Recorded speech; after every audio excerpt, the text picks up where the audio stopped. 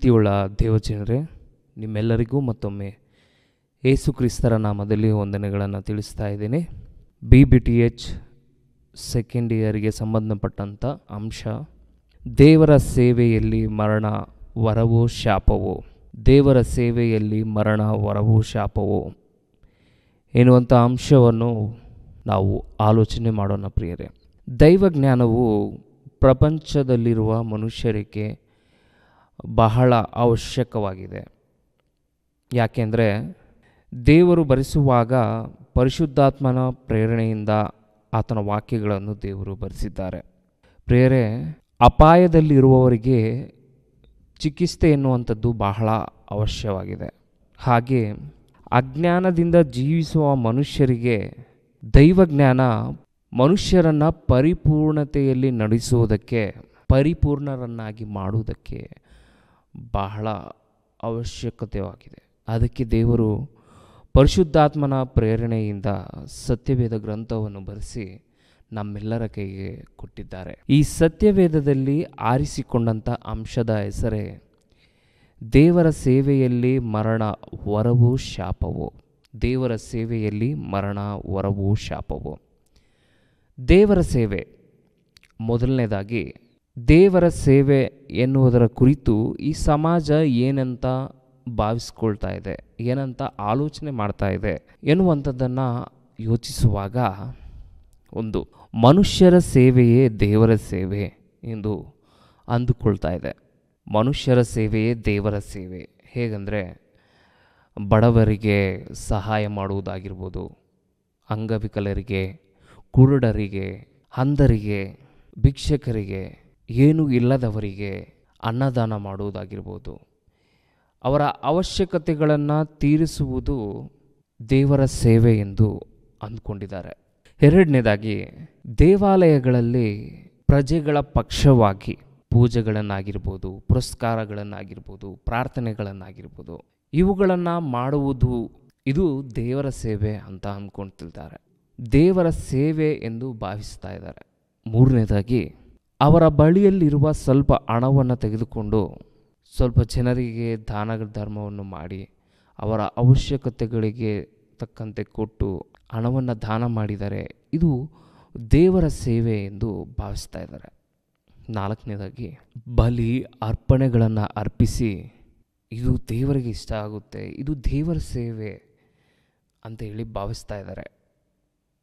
ಐದನೇದಾಗಿ, ದೇವರಿಗೋಸ್ಕರ ಮದುವೆ ಮಾಡಿಕೊಳ್ಳದೇ ಇರುವುದು ದೇವರ ಸೇವೆ ಅಂತ ಭಾವಿಸ್ತಾ ಇದ್ದಾರೆ.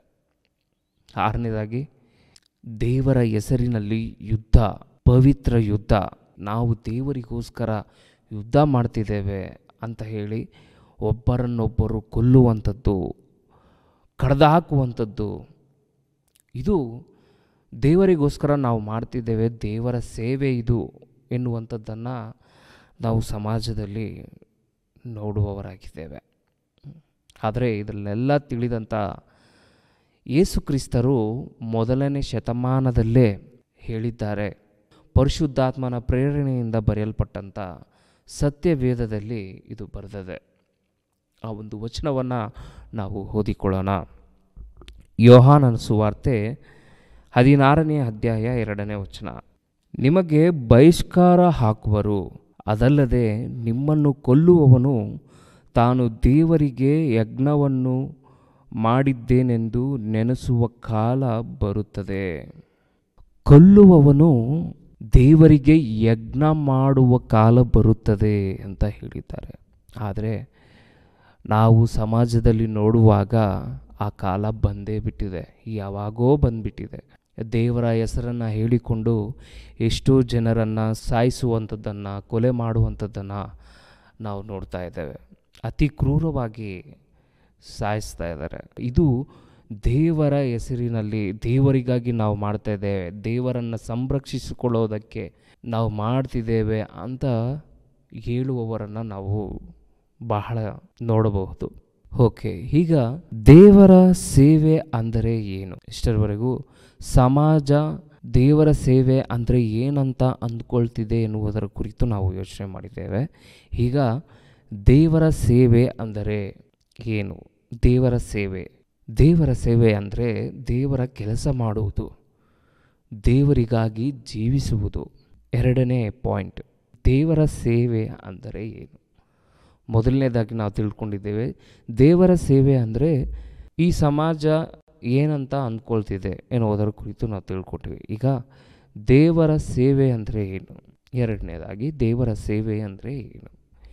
ದೇವರ ಸೇವೆ ಅಂದರೆ ದೇವರ ಕೆಲಸ ಮಾಡುವುದು, ದೇವರ ಸೇವೆ ಮಾಡುವುದು, ದೇವರಿಗಾಗಿ ಜೀವಿಸುವುದು ದೇವರ ಸೇವೆ. ಈ ಭೂಮಿಯಲ್ಲಿ ಹುಟ್ಟಿದಂಥ ಪ್ರತಿ ಮನುಷ್ಯನು, ಈ ಭೂಮಿಯ ಮೇಲೆ ಜನಿಸಿದಂಥ ಪ್ರತಿಯೊಬ್ಬ ವ್ಯಕ್ತಿಗೆ ಒಂದೊಂದು ರೀತಿಯಾದಂಥ ಕೆಲಸ ದೇವರು ಕೊಟ್ಟಿದ್ದಾರೆ. ಆ ಕೆಲಸವನ್ನು ಕೊಟ್ಟು ದೇವರು ಈ ಭೂಮಿ ಮೇಲೆ ಕಳಿಸಿದ್ದಾರೆ. ನನ್ನ ಮಕ್ಕಳು ನನ್ನ ಕೆಲಸ ಮಾಡಬೇಕು, ನನಗಾಗಿ ಜೀವಿಸಬೇಕು ಎಂಬುದಾಗಿ ದೇವರು ಹೇಳಿ ಈ ಭೂಮಿ ಮೇಲೆ ಕಳಿಸಿಕೊಟ್ಟಿದ್ದಾರೆ. ಪ್ರಪಂಚದಲ್ಲಿರುವ ಅನೇಕ ದೇಶಗಳಲ್ಲಿ ಒಬ್ಬೊಬ್ಬರು ಒಂದೊಂದು ರೀತಿಯಾಗಿ ಕೆಲಸ ಮಾಡುವುದನ್ನು ನಾವು ನೋಡ್ತೇವೆ ಅವರ ದೈನಂದಿನ ದಿನಗಳಲ್ಲಿ. ದೇವರು ಸಹ ಈ ಭೂಮಿಯ ಮೇಲೆ ಹುಟ್ಟಿರುವಂಥ ಪ್ರತಿ ಮನುಷ್ಯರಿಗೆ ಅಥವಾ ಆತನು ಸೃಷ್ಟಿಸಿದಂಥ ಪ್ರತಿಯೊಂದು ವಸ್ತುವಿಗೆ ಒಂದೊಂದು ರೀತಿಯಾದಂಥ ಕೆಲಸವನ್ನು ದೇವರು ಕೊಟ್ಟಿದ್ದಾರೆ. ಒಂದು ಸಾರಿ ಆ ವಚನವನ್ನು ನೋಡುವಾಗ ಜ್ಞಾನೋಕ್ತಿಗಳ ಗ್ರಂಥ 16ನೇ ಅಧ್ಯಾಯ 4ನೇ ವಚನ. ಜ್ಞಾನೋಕ್ತಿಗಳ ಗ್ರಂಥ 16ನೇ ಅಧ್ಯಾಯ 4ನೇ ವಚನ ನೋಡುವಾಗ,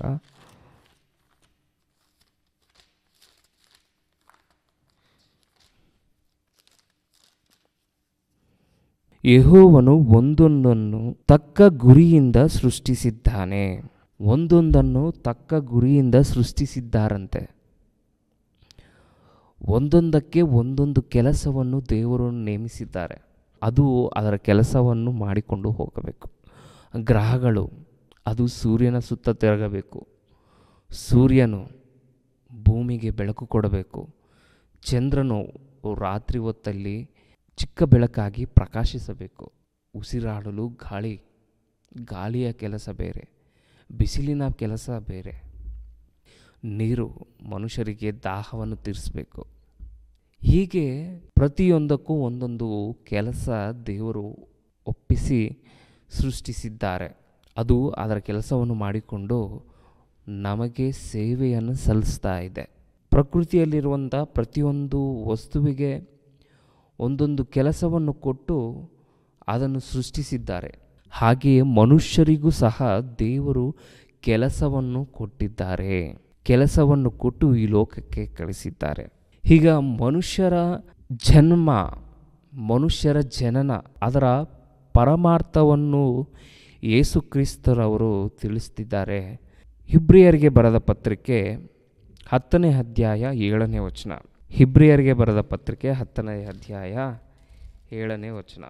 ಆಗ ನಾನು, ಹೀಗೋ ದೇವರೇ, ನಿನ್ನ ಚಿತ್ತವನ್ನು ನೆರವೇರಿಸುವುದಕ್ಕೆ ಬಂದಿದ್ದೇನೆ. ಯೇಸು ಕ್ರಿಸ್ತರು ಈ ಭೂಮಿ ಮೇಲೆ ಬಂದ ಮೇಲೆ ಆತನು ಹೇಳಿದನೇನಂತ? ದೇವರೇ, ಹೀಗೋ ನಿನ್ನ ಚಿತ್ತವನ್ನು ನೆರವೇರಿಸುವುದಕ್ಕೆ ಬಂದಿದ್ದೇನೆ. ಅಂದರೆ ಈ ಭೂಮಿ ಮೇಲೆ ಬಂದಂಥ ಪ್ರತಿ ಮನುಷ್ಯನು ಏನು ಮಾಡಬೇಕು? ದೇವರ ಚಿತ್ತವನ್ನು ನೆರವೇರಿಸಬೇಕು. ದೇವರ ಚಿತ್ತವನ್ನು ನೆರವೇರಿಸಬೇಕು. ಅದಕ್ಕಾಗಿ ಈ ಭೂಮಿ ಮೇಲೆ ಬಂದಿದ್ದೇವೆ. ಯೇಸು ಕ್ರಿಸ್ತರು ಈ ಭೂಮಿ ಮೇಲೆ ಬಂದು ದೇವರ ಚಿತ್ತವನ್ನು ನೆರವೇರಿಸಿ ಹೋದರು. ನಿನ್ನ ಚಿತ್ತವನ್ನು ನೆರವೇರಿಸುವುದಕ್ಕೆ ಬಂದಿದ್ದೇನೆ. ನಿನ್ನ ಚಿತ್ತ. ಯೇಸು ಕ್ರಿಸ್ತರು ಈ ಭೂಮಿಯಲ್ಲಿ ಜೀವಿಸಿದ ಕಾಲದಲ್ಲಿ ಆತನು ಸಂಪೂರ್ಣವಾಗಿ ತಂದೆಯ ಕೆಲಸವನ್ನು, ದೇವರ ಚಿತ್ತವನ್ನು ನೆರವೇರಿಸಿ ಈ ಭೂಮಿಯನ್ನು ಬಿಟ್ಟು ಹೊರಟೋದ್ರು. ಆತನು ಕೊನೆಯಲ್ಲಿ ಹೇಳುವಾಗ ಸಮಾಪ್ತಿ ಆಯಿತು. ಅಂದರೆ ದೇವರೇ, ನೀನು ನನಗೆ ಕೊಟ್ಟ ಕೆಲಸವನ್ನು ಸಂಪೂರ್ಣವಾಗಿ ನಾನು ಮಾಡಿದೆ ಎಂದು ಯೇಸು ಕ್ರಿಸ್ತರು ಹೇಳಿದ್ದಾರೆ. ಅಂದರೆ ದೇವರು ಕೊಟ್ಟಂಥ ಕೆಲಸವನ್ನು ಯೇಸು ಕ್ರಿಸ್ತರು ಸಂಪೂರ್ಣವಾಗಿ ನೆರವೇರಿಸಿದರು. ಸಂಪೂರ್ಣವಾಗಿ ದೇವರ ಚಿತ್ತವನ್ನು ನೆರವೇರಿಸಿ ದೇವರಿರುವಂಥ ಮಹಾಲೋಕಕ್ಕೆ ಹೊರಟೋದ್ರು. ಹಾಗಾದರೆ ದೇವರ ಚಿತ್ತ ಏನು?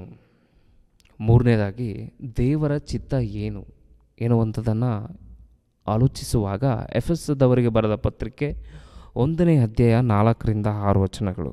ಎಫೆಸದವರಿಗೆ ಬರೆದ ಪತ್ರಿಕೆ 1ನೇ ಅಧ್ಯಾಯ 4ರಿಂದ 6 ವಚನಗಳು. ಹೇಗೆಂದರೆ, ನಾವು ಪ್ರೀತಿಯಲ್ಲಿ ನಡೆದು ಆತನ ಸನ್ನಿಧಿಯಲ್ಲಿ ಪರಿಶುದ್ಧರು ದೋಷವಿಲ್ಲದವರು ಆಗಿರಬೇಕೆಂದು ನಮ್ಮನ್ನು ಜಗದುತ್ಪತ್ತಿಗೆ ಮುಂಚೆ ಕ್ರಿಸ್ತನಲ್ಲಿ ಆರಿಸಿಕೊಂಡನು. ಆತನು ತನ್ನ ಕೃಪೆಯನ್ನು ಪ್ರತ್ಯಾಕಿಗೆ ತರಬೇಕೆಂದು ನಮ್ಮನ್ನು ಯೇಸು ಕ್ರಿಸ್ತನ ಮೂಲಕ ತನ್ನ ಪುತ್ರರನ್ನಾಗಿ ಸ್ವೀಕರಿಸುವುದಕ್ಕೆ ದಯಾಪೂರ್ವಕವಾದ ತನ್ನ ಚಿತ್ತಾನುಸಾರವಾಗಿ ಮೊದಲೇ ಸಂಕಲ್ಪಿಸಿದನು. ಇಲ್ಲಿ ದೇವರ ಚಿತ್ತ ಎನ್ನುವಂಥದ್ದು ಏನು, ದೇವರ ಸಂಕಲ್ಪ, ದೇವರ ಚಿತ್ತ ಏನಾಗಿದೆ ಎನ್ನುವಾಗ, ಮೊದಲನೇದಾಗಿ ನಾವು ಪ್ರೀತಿಯಲ್ಲಿ ನಡೆಯಬೇಕಂತೆ. ಮೊದಲನೇದಾಗಿ ನಾವು ಪ್ರೀತಿಯಲ್ಲಿ ನಡೆಯಬೇಕು. ಆಮೇಲೆ ಎರಡನೇದಾಗಿ ಪರಿಶುದ್ಧರು, ಮೂರನೇದಾಗಿ ದೋಷವಿಲ್ಲದವರು ಆಗಿರಬೇಕು. ಪ್ರೀತಿಯಲ್ಲಿ ನಡಿಬೇಕು, ಪರಿಶುದ್ಧರಾಗಿ ಜೀವಿಸಬೇಕು, ದೋಷವಿಲ್ಲದವರಾಗಿರಬೇಕು. ದೋಷವಿಲ್ಲದವರಾಗಿರಬೇಕಿಂದ ನಾವು ಪ್ರೀತಿಸಬೇಕು, ಒಬ್ಬರನ್ನೊಬ್ಬರು ಪ್ರೀತಿಸಬೇಕು. ಯೇಸು ಕ್ರಿಸ್ತರು ಅದೇ ಅಲ್ವಾ ನಮಗೆ ಹೇಳ್ಕೊಟ್ಟಿರೋದು. ಕ್ರೈಸ್ತರಾಗಿರುವಂಥ ನಮ್ಮೆಲ್ಲರಿಗೆ ಯೇಸು ಕ್ರಿಸ್ತರು ಪ್ರೀತಿಸಿ, ಒಬ್ಬರನ್ನೊಬ್ಬರು ಪ್ರೀತಿಸಿ ಅಂತ ಯೇಸು ಕ್ರಿಸ್ತರು ಹೇಳ್ಕೊಟ್ಟಿದ್ದಾರೆ. ಅದಕ್ಕೆ ನೋಡಿ, ಪ್ರಪಂಚದಲ್ಲಿ ಎಷ್ಟು ನಂಬಿಕೆಗಳು ಇರ್ಬೋದು, ಆದರೆ ಅತಿ ಹೆಚ್ಚಾಗಿ ನಂಬಿರುವಂಥದ್ದು ಯಾರನ್ನ ಅಂತ ಹೇಳಿದ್ರೆ ಯೇಸು ಕ್ರಿಸ್ತರನ್ನೇ. ಸುಮಾರು 300 ಕೋಟಿವರೆಗೆ ಜನಸಂಖ್ಯೆ ಯೇಸು ಕ್ರಿಸ್ತರನ್ನು ನಂಬಿದ್ದಾರೆ ಅಂದರೆ ಕೇವಲ ಆತನು ತೋರಿಸಿದಂಥ ಪ್ರೀತಿ, ಆತನು ತೋರಿಸಿದಂಥ ತ್ಯಾಗ. ಅದಕ್ಕಾಗಿಯೇ ಯೇಸು ಕ್ರಿಸ್ತನನ್ನು ಅತಿ ಹೆಚ್ಚಾಗಿ ಹಿಂಬಾಲಿಸುವುದನ್ನು ನಾವು ನೋಡ್ತೇವೆ. ಪ್ರೀತಿಯಿಂದಲೇ ಎಲ್ಲವನ್ನ ಜಯಿಸಬಹುದು, ಎಲ್ಲವನ್ನ ಸಹಿಸಬಹುದು. ಅದನ್ನು ನಿರೂಪಣೆ ಮಾಡಿದ್ದು ಯೇಸು ಕ್ರಿಸ್ತರು. ಆತನನ್ನು ನಂಬಿದಂಥ ನಾವುಗಳು ಸಹ ಆತನ ಹಾಗೆ ಜೀವಿಸಬೇಕು, ಆತನ ಹಾಗೆ ನಡೆಯಬೇಕು ಅಂತಲೇ ದೇವರ ಚಿತ್ತ ಎನ್ನುವಂಥದ್ದು ಯೇಸು ಕ್ರಿಸ್ತರ ಜೀವನದಲ್ಲಿ ಅದನ್ನು ತೋರಿಸಿದ್ದಾರೆ. ಪ್ರೀತಿ ಅಂದರೆ ಏನು, ಯಾವ ರೀತಿ ಪ್ರೀತಿಸಬೇಕು, ಒಬ್ಬರನ್ನೊಬ್ಬರು ಯಾವ ರೀತಿ ಪ್ರೀತಿಸಬೇಕು ಎಂಬುದರ ಕುರಿತು ಸಂಪೂರ್ಣವಾಗಿ ಬರೆಸಿ ಯೇಸು ಕ್ರಿಸ್ತರ ಜೀವನವನ್ನು ದೇವರು ತೋರಿಸಿದ್ದಾರೆ. ಈತನ ಹಾಗೆ, ಯೇಸು ಕ್ರಿಸ್ತರ ಹಾಗೆ ನಾವು ಪ್ರೀತಿಸಬೇಕು. ಆಮೇಲೆ ಪರಿಶುದ್ಧರಾಗಿ ಜೀವಿಸಬೇಕು. ಈಗ ಪ್ರೀತಿಸಿದ ನಂತರ ಒಬ್ಬರನ್ನೊಬ್ಬರು ಪ್ರೀತಿಸಿಕೊಂಡಾಗ ಅಲ್ಲಿ ಪರಿಶುದ್ಧತೆ ಅನ್ನುವಂಥದ್ದು ಇರುತ್ತೆ. ಈಗ ದ್ವೇಷ ಅನ್ನೋದಿರೋದಿಲ್ಲ, ಹಾಗೆ ಅನ್ನುವಂಥದ್ದಿಲ್ಲ, ಇದು ಯಾವುದೂ ಇರೋದಿಲ್ಲ. ಎಲ್ಲ ಪೀಸ್ಫುಲ್ ಆಗಿರುತ್ತೆ ಪ್ರೀತಿಸಿದಾಗ, ಒಬ್ಬರನ್ನೊಬ್ಬರು ಪ್ರೀತಿಸಿದಾಗ. ಅಂದರೆ ಒಬ್ಬರ ಮೇಲೆ ಪ್ರೀತಿ ಬರಬೇಕಂದ್ರೆ, ಒಬ್ಬರನ್ನು ಇಷ್ಟಪಡಬೇಕು, ಅವರನ್ನು ಪ್ರೀತಿಸಬೇಕಂದ್ರೆ ಅವರ ಮೊದಲನೇದಾಗಿ ಸಮಾಧಾನದಿಂದ ಇರಬೇಕು. ಸಮಾಧಾನದಿಂದ ಇದ್ದಾಗ, ಒಬ್ಬರನ್ನೊಬ್ಬರು ಅರ್ಥ ಮಾಡಿಕೊಂಡಾಗ, ಸಮಾಧಾನದಿಂದಿದ್ದಾಗ ಆಗ ಪ್ರೀತಿಸುವಂಥದ್ದನ್ನು ನಾವು ನೋಡ್ಬೋದು. ಹಾಗೆ ಪರಿಶುದ್ಧವಾಗಿರುವಂಥದ್ದು, ಅಲ್ಲಿ ಯಾವುದೇ ವಿಧವಾದಂಥ ಭೇದ ಭಾವ ಇರೋದಿಲ್ಲ, ಯಾವುದೇ ವಿಧವಾದಂಥ ಬೇರೆ ಆಲೋಚನೆಗಳಿರೋದಿಲ್ಲ. ಅಲ್ಲಿ ಪರಿಶುದ್ಧತೆ ಅನ್ನುವಂಥದ್ದು ಇರುತ್ತೆ. ಪರಿಶುದ್ಧತೆ ಅನ್ನುವಂಥದ್ದು ಇದ್ದಾಗ ಆನಂತರ ಅಲ್ಲಿ ದೋಷ ಎನ್ನುವುದೇ ಇರೋದಿಲ್ಲ. ಇನ್ನು ಪರಿಶುದ್ಧವಾಗಿ ಜೀವಿಸಿದಾಗ ನಮ್ಮಲ್ಲಿ ಯಾವ ದೋಷವನ್ನು ಎತ್ತಬಹುದು, ಯಾವ ದೋಷ ಎತ್ತೋದಕ್ಕಾಗುತ್ತೆ? ಇವರು ದೋಷಿ ಅಂತ ಹೇಳೋದಕ್ಕೆ ಯಾರಿಂದಲೂ ಆಗೋದಿಲ್ಲ. ಅದಕ್ಕೆ ಯೇಸು ಕ್ರಿಸ್ತರ ಜೀವನದಲ್ಲಿ ನೋಡುವಾಗ ಈತನು ದೋಷಿ, ಈತನು ಪಾಪಿ ಎಂಬುದಾಗಿ ಹೇಳುವುದಕ್ಕೆ ಒಂದು ಉದಾಹರಣೆನೂ ಇಲ್ಲ ಪ್ರಿಯರೇ. ಅದಕ್ಕೆ ಯೇಸು ಕ್ರಿಸ್ತರು ಹೇಳ್ತಾರೆ, ನನ್ನನ್ನು ಪಾಪಿ ಎಂದು, ನನ್ನಲ್ಲಿ ಪಾಪ ಇದೆ ಎಂದು ಯಾರಿಂದಾದರೂ ಹೇಳೋಕ್ಕಾಗುತ್ತಾ ಅಂತ ಹೇಳಿ ಯೇಸು ಕ್ರಿಸ್ತರು ಹೇಳಿದ್ದಾರೆ. ಅಂದರೆ ಆತನು ಪ್ರೀತಿಯಿಂದ ಜೀವಿಸಿದ್ದಾರೆ, ಪರಿಶುದ್ಧತೆಯಿಂದ ಜೀವಿಸಿದ್ದಾರೆ, ದೋಷ ಇಲ್ಲದವರಾಗಿ ಯೇಸು ಕ್ರಿಸ್ತರು ಜೀವಿಸಿದ್ದಾರೆ ಪ್ರಿಯರೇ. ಹಾಗೆ ನಾವು ಸಹ ಇರಬೇಕು, ಪ್ರೀತಿಸಬೇಕು, ಪರಿಶುದ್ಧರಾಗಿ ಜೀವಿಸಬೇಕು, ದೋಷವಿಲ್ಲದವರಾಗಿರಬೇಕು. ಇದು ದೇವರ ಚಿತ್ತ, ದೇವರ ಸಂಕಲ್ಪ. ಅದೇ ರೀತಿಯಾಗಿ ಎಫೆಸಿಯಲ್ಲಿ 2ನೇ ಅಧ್ಯಾಯ 10ನೇ ವಚನವನ್ನು ಓದುವಾಗ, 2ನೇ ಅಧ್ಯಾಯ 10ನೇ ವಚನ, ನಾವು ಆತನ ನಿರ್ಮಾಣ ಸತ್ಕಾರ್ಯಗಳನ್ನು ಮಾಡುವುದಕ್ಕಾಗಿಯೇ ಕ್ರಿಸ್ತ ಯೇಸುವಿನಲ್ಲಿ ಸೃಷ್ಟಿಸಲ್ಪಟ್ಟೆವು. ನಾವು ಸತ್ಕಾರ್ಯಗಳನ್ನು ನಡೆಸುವವರಾಗಿ ಬದುಕಬೇಕೆಂದು ದೇವರು ನಮ್ಮನ್ನು ಮೊದಲೇ ನೇಮಿಸಿದನು. ಸತ್ಕಾರ್ಯಗಳನ್ನು ನಾವು ಮಾಡಬೇಕಂತೆ. ಸತ್ಕಾರ್ಯ ಅಂದರೆ ಸತ್ಯ. ಸತ್ಯ ಅಂದರೆ ಏನು? ಸತ್ಯವೇದದಲ್ಲಿ ಬರೆಸಲ್ಪಟ್ಟಂಥ ಮಾತುಗಳು, ಇದು ಸತ್ಯ. ಈ ಸತ್ಯವೇದದಲ್ಲಿ ಬರೆಸಲ್ಪಟ್ಟಂಥ ಮಾತುಗಳು ಕಾರ್ಯರೂಪಕವಾಗಿ ತರಬೇಕು.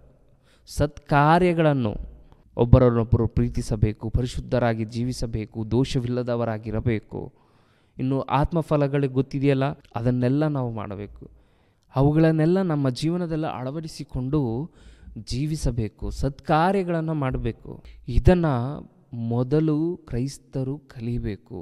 ಕ್ರಿಸ್ತನನ್ನು ಧರಿಸಿಕೊಂಡಿದ್ದೇವೆ, ಕ್ರಿಸ್ತನನ್ನು ಹಿಂಬಾಲಿಸ್ತಾ ಇದ್ದೀವಿ ಅಂತಂದರೆ ನಾವು ಸತ್ಕಾರ್ಯಗಳನ್ನು ಮಾಡಬೇಕು. ಕ್ರಿಸ್ತನನ್ನು ಬಹಳ ಜನ ನಂಬ್ಕೊಂಡಿದ್ದಾರೆ, ಆದರೆ ಅವರಲ್ಲಿ ಪ್ರೀತಿಯೇ ಇರೋದಿಲ್ಲ, ಪ್ರೀತಿಯೇ ಕಾಣಿಸೋದಿಲ್ಲ. ಇವರು ಕ್ರೈಸ್ತರ ಅನ್ನೋ ಹಾಗೆ ಬಿಹೇವ್ ಮಾಡ್ತಾ ಇರ್ತಾರೆ. ಅಂದರೆ ಕ್ರಿಸ್ತನನ್ನು ನಂಬಿಕೊಂಡಿದ್ದೇವೆ ಅಂದರೆ ಹೆಸರಿಗೆ ಮಾತ್ರ ಅಲ್ಲ, ಹೆಸರಿಗೆ ಮಾತ್ರ ಕ್ರೈಸ್ತರಾಗಿ ಕರೆಯಲ್ಪಡ್ತಿದ್ದಾರೆ, ಆದರೆ ಜೀವನ ನೋಡುವಾಗ ಎಲ್ಲೋ ಇದೆ. ಸತ್ಕಾರ್ಯಗಳು ಎಲ್ಲಿ ಸತ್ಕಾರ್ಯಗಳನ್ನು ಮಾಡ್ತಾ ಇದ್ದಾವೆ ಎನ್ನುವಂಥದ್ದನ್ನು ಯೋಚನೆ ಮಾಡಿಕೊಳ್ಳಬೇಕು. ನಮ್ಮ ಜೀವನದಲ್ಲಿ ಕ್ರೈಸ್ತರಾಗಿ ನಾವು ಕರೆಯಲ್ಪಡ್ತಾ ಇದ್ದೀವ, ಹಾಗಾದರೆ ನಾವು ಸತ್ಕಾರ್ಯಗಳನ್ನು ಮಾಡಬೇಕು. ಹಾಗೆಯೇ ಪೇತ್ರನು ಬರೆದ ಮೊದಲನೇ ಪತ್ರಿಕೆ 2ನೇ ಅಧ್ಯಾಯ 9ನೇ ವಚನದಲ್ಲಿ ನೋಡುವಾಗ, ನಿಮ್ಮನ್ನು ಕತ್ತಲೆಯೊಳಗಿಂದ ಕರೆದು ತನ್ನ ಆಶ್ಚರ್ಯಕರವಾದ ಬೆಳಕಿನಲ್ಲಿ ಸೇರಿಸಿದಾತನ ಗುಣಾತಿಶಯಗಳನ್ನು ಪ್ರಚಾರ ಮಾಡುವವರಾಗುವಂತೆ ದೇವರಾದುಕೊಂಡ ಜನಾಂಗವು. ಮನುಷ್ಯರಾದ ನಮಗೆ ದೇವರು ಅನೇಕ ವಿಧದಲ್ಲಿ ದೇವರು ಸೇವೆ ಮಾಡುವಂತೆ ದೇವರು ಪರಿಶುದ್ಧ ಗ್ರಂಥದಲ್ಲಿ ಬರೆಸಿದ್ದಾರೆ. ಅನೇಕ ವಿಧದಲ್ಲಿ ದೇವರ ಸೇವೆ ಮಾಡುವುದಕ್ಕೆ ನಮ್ಮನ್ನು ದೇವರು ಆರಿಸಿಕೊಂಡಿದ್ದಾರೆ. ಆತನ ಗುಣಗಳನ್ನು ಪ್ರಚಾರ ಮಾಡಬೇಕು. ಕತ್ತಲೆಯಲ್ಲಿ ಇದ್ದಂಥ ನಮ್ಮನ್ನು ತನ್ನ ಆಶ್ಚರ್ಯಕರವಾದ ಬೆಳಕಿನಲ್ಲಿ ತಂದು ನಮ್ಮನ್ನು ಬೆಳೆ ಉಳ್ಳವರನ್ನಾಗಿ ಎಣಿಸಿ ಆತನು ತನ್ನ ಕೆಲಸವನ್ನು, ತನ್ನ ಸೇವೆಯನ್ನು ಮಾಡುವುದಕ್ಕೆ ದೇವರು ನಮ್ಮನ್ನು ಆರಿಸಿಕೊಂಡಿದ್ದಾರೆ. ಕತ್ತಲೆಯಲ್ಲಿರುವಂಥ ನಮ್ಮನ್ನು ನಾವೇನು ಮಾಡಬೇಕು? ಆತನ ಗುಣಲಕ್ಷಣಗಳನ್ನು ಪ್ರಚಾರ ಮಾಡಬೇಕು. ಆತನ ಗುಣಲಕ್ಷಣಗಳನ್ನು ಪ್ರಚಾರ ಮಾಡಬೇಕು, ಪ್ರಸಿದ್ಧಿಪಡಿಸಬೇಕು. ಅದಕ್ಕಾಗಿ ದೇವರು ನಮ್ಮನ್ನು ಆರಿಸಿಕೊಂಡಿದ್ದಾರೆ. ನಾವು ಆತನ ಸೇವೆಯನ್ನು ಮಾಡಬೇಕು. ಆತನ ಸೇವೆಯನ್ನು ಮಾಡುವಂಥ ನಾವು ಯಾವ ರೀತಿ ಇದ್ದೇವೆ? ದೇವರ ಸೇವೆ ಅಂದರೆ ಬಹಳ ಜನ ಬಹಳ ಕೇವಲವಾಗಿ ತೆಗೆದುಕೊಳ್ತಾರೆ. ಓ, ನೀವು ದೇವರ ಸೇವಕರ, ದೇವ ಸೇವೆ ಮಾಡ್ತೀರಾ, ಓಕೆ ಎಂಬುದಾಗಿ ಹೇಳುವುದನ್ನು ನಾವು ನೋಡ್ತೇವೆ. ದೇವರ ಸೇವೆ ಅಂದರೆ ಯಾವ ರೀತಿ ಭಾವಿಸ್ತಾ ಇದ್ದಾರೆ ಅಂದಾಗ, ಇವರು ಕೂತಿದ್ದ ಜಾಗದಲ್ಲೇ ಇವರಿಗೆ ಎಲ್ಲ ವಸತಿಗಳು ಬರುತ್ತೆ, ಇವರಿಗೆ ಯಾವುದೇ ಕೆಲಸವನ್ನು ಮಾಡೋದಿಲ್ಲ, ಇದ್ದ ಜಾಗದಲ್ಲೇ ಎಲ್ಲ ಬರುತ್ತೆ ಎಂಬುದಾಗಿ ಯೋಚಿಸ್ತಾರೆ. ಆದರೆ ದೇವರ ಸೇವಕರು ಪಡುವಂಥ ಕಷ್ಟ ದೇವರಿಗೆ ಬಿಟ್ಟರೆ ಬೇರೆ ಯಾರಿಗೂ ಗೊತ್ತಿರೋದಿಲ್ಲ. ದೇವರ ಸೇವಕರು ಪಡುವಂಥ ಕಷ್ಟ ಅವರ ಹಿಂದೆ ಹೋಗುವವರು ಅಥವಾ ಅವರಿಗೆ ದೇವರಿಗೆ ಬಿಟ್ಟರೆ ಬೇರೆ ಯಾರಿಗೂ ಗೊತ್ತಾಗೋದಿಲ್ಲ. ಯಾಕೆಂದರೆ ದೇವರ ಸೇವೆಯಲ್ಲಿ ಎಷ್ಟೊಂದು ಕಷ್ಟಗಳು, ಬಾಧೆಗಳು, ಪ್ರಯಾಣದಲ್ಲಿ ನಿದ್ದೆಗೆಟ್ಟು ಬಯಸಿಕೊಂಡು ದೇವರ ಸೇವೆಯಲ್ಲಿ ಬರುವಂಥ ಕಷ್ಟಗಳು, ಇವನ್ನೆಲ್ಲ ಅನುಭವಿಸಿಕೊಂಡು ಮುನ್ನಡಿತಾರೆ ದೇವರ ಸೇವಕರು. ಆದರೆ ದೇವರ ಸೇವೆ ಅಂದರೆ ಬಹಳ ಜನ ರೆಸ್ಪೆಕ್ಟೇ ಕೊಡದೇ ಇರುವಂಥದ್ದನ್ನು ನಾವು ನೋಡ್ತೇವೆ. ದೇವರ ಸೇವೆ ಮಾಡುವವರು ಬಹಳ ಅದೃಷ್ಟವಂತರು, ಬಹಳ ಧನ್ಯರು. ನೋಡಿ, ಯಾರಾದರೂ ಗೌರ್ಮೆಂಟ್ ಜಾಬು ಮಾಡೋರಾಗಿರ್ಬೋದು, ಉನ್ನತ ಸ್ಥಾನದಲ್ಲಿ ಕೆಲಸ ಮಾಡುವವರಾಗಿರ್ಬೋದು, ಅವರನ್ನೆಲ್ಲ ನೋಡಿ ಏನಂತಾರೆ ಅಂದಾಗ ಅವರನ್ನು ಗೌರವಿಸುವುದನ್ನು ನಾವು ನೋಡ್ತೇವೆ. ಗೌರ್ಮೆಂಟ್ ಕೆಲಸ ಮಾಡುವವರನ್ನು ಅವ್ರನ್ನೇ ಆಗಿರ್ಬೋದು, ಇವರು ಗೌರ್ಮೆಂಟ್ ಜಾಬ್ಗೆ, ಇವರು ಗೌರ್ಮೆಂಟಲ್ಲಿ ಕೆಲಸ ಮಾಡ್ತಾಯಿದ್ದಾರೆ ಅಂತ ಹೇಳಿ ಅವರಿಗೆ ರೆಸ್ಪೆಕ್ಟ್ ಕೊಡುವಂಥದ್ದನ್ನು ನಾವು ನೋಡ್ತೇವೆ.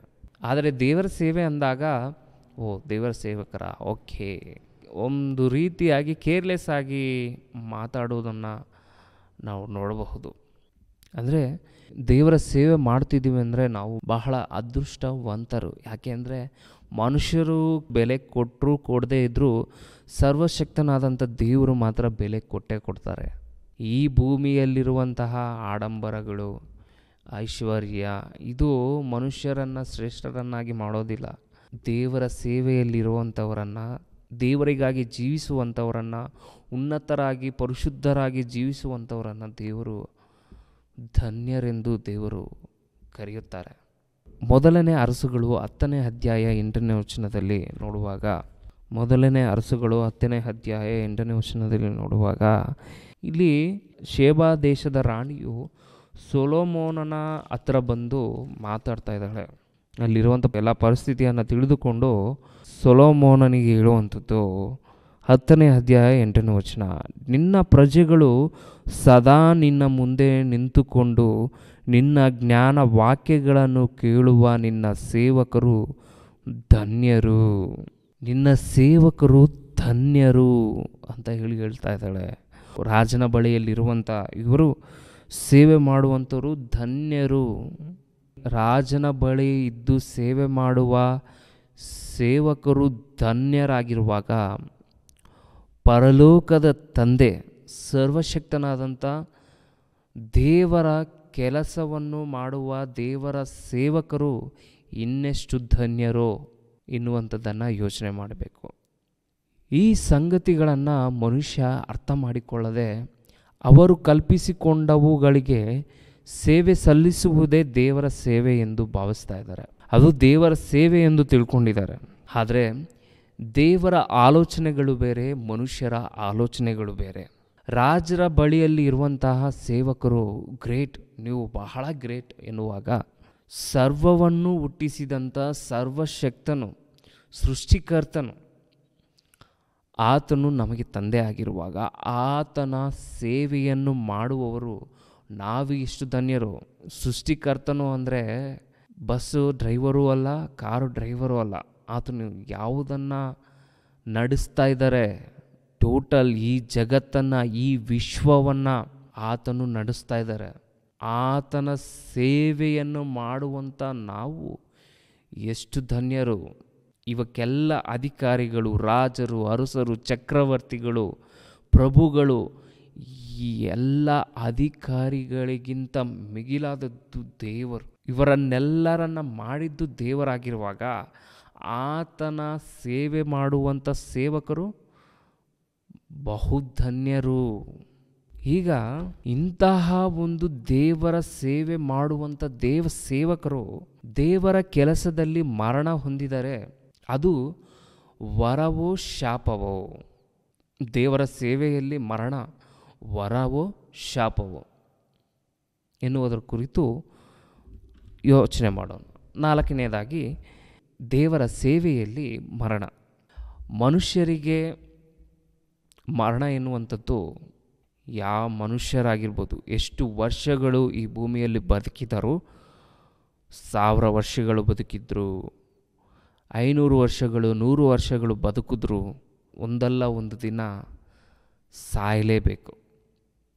ಸಾವು ಎನ್ನುವಂಥದ್ದು ಪ್ರತಿಯೊಬ್ಬರಿಗೂ ಸಂಭವಿಸುವಂಥದ್ದು. ಸಾವು ಯಾರೇ ಆಗಿರ್ಬೋದು, ಯಾವ ರೀತಿಯಲ್ಲಾಗಿರ್ಬೋದು, ಸಾಯುವಂಥದ್ದು ಮಾತ್ರ ಗ್ಯಾರಂಟಿ.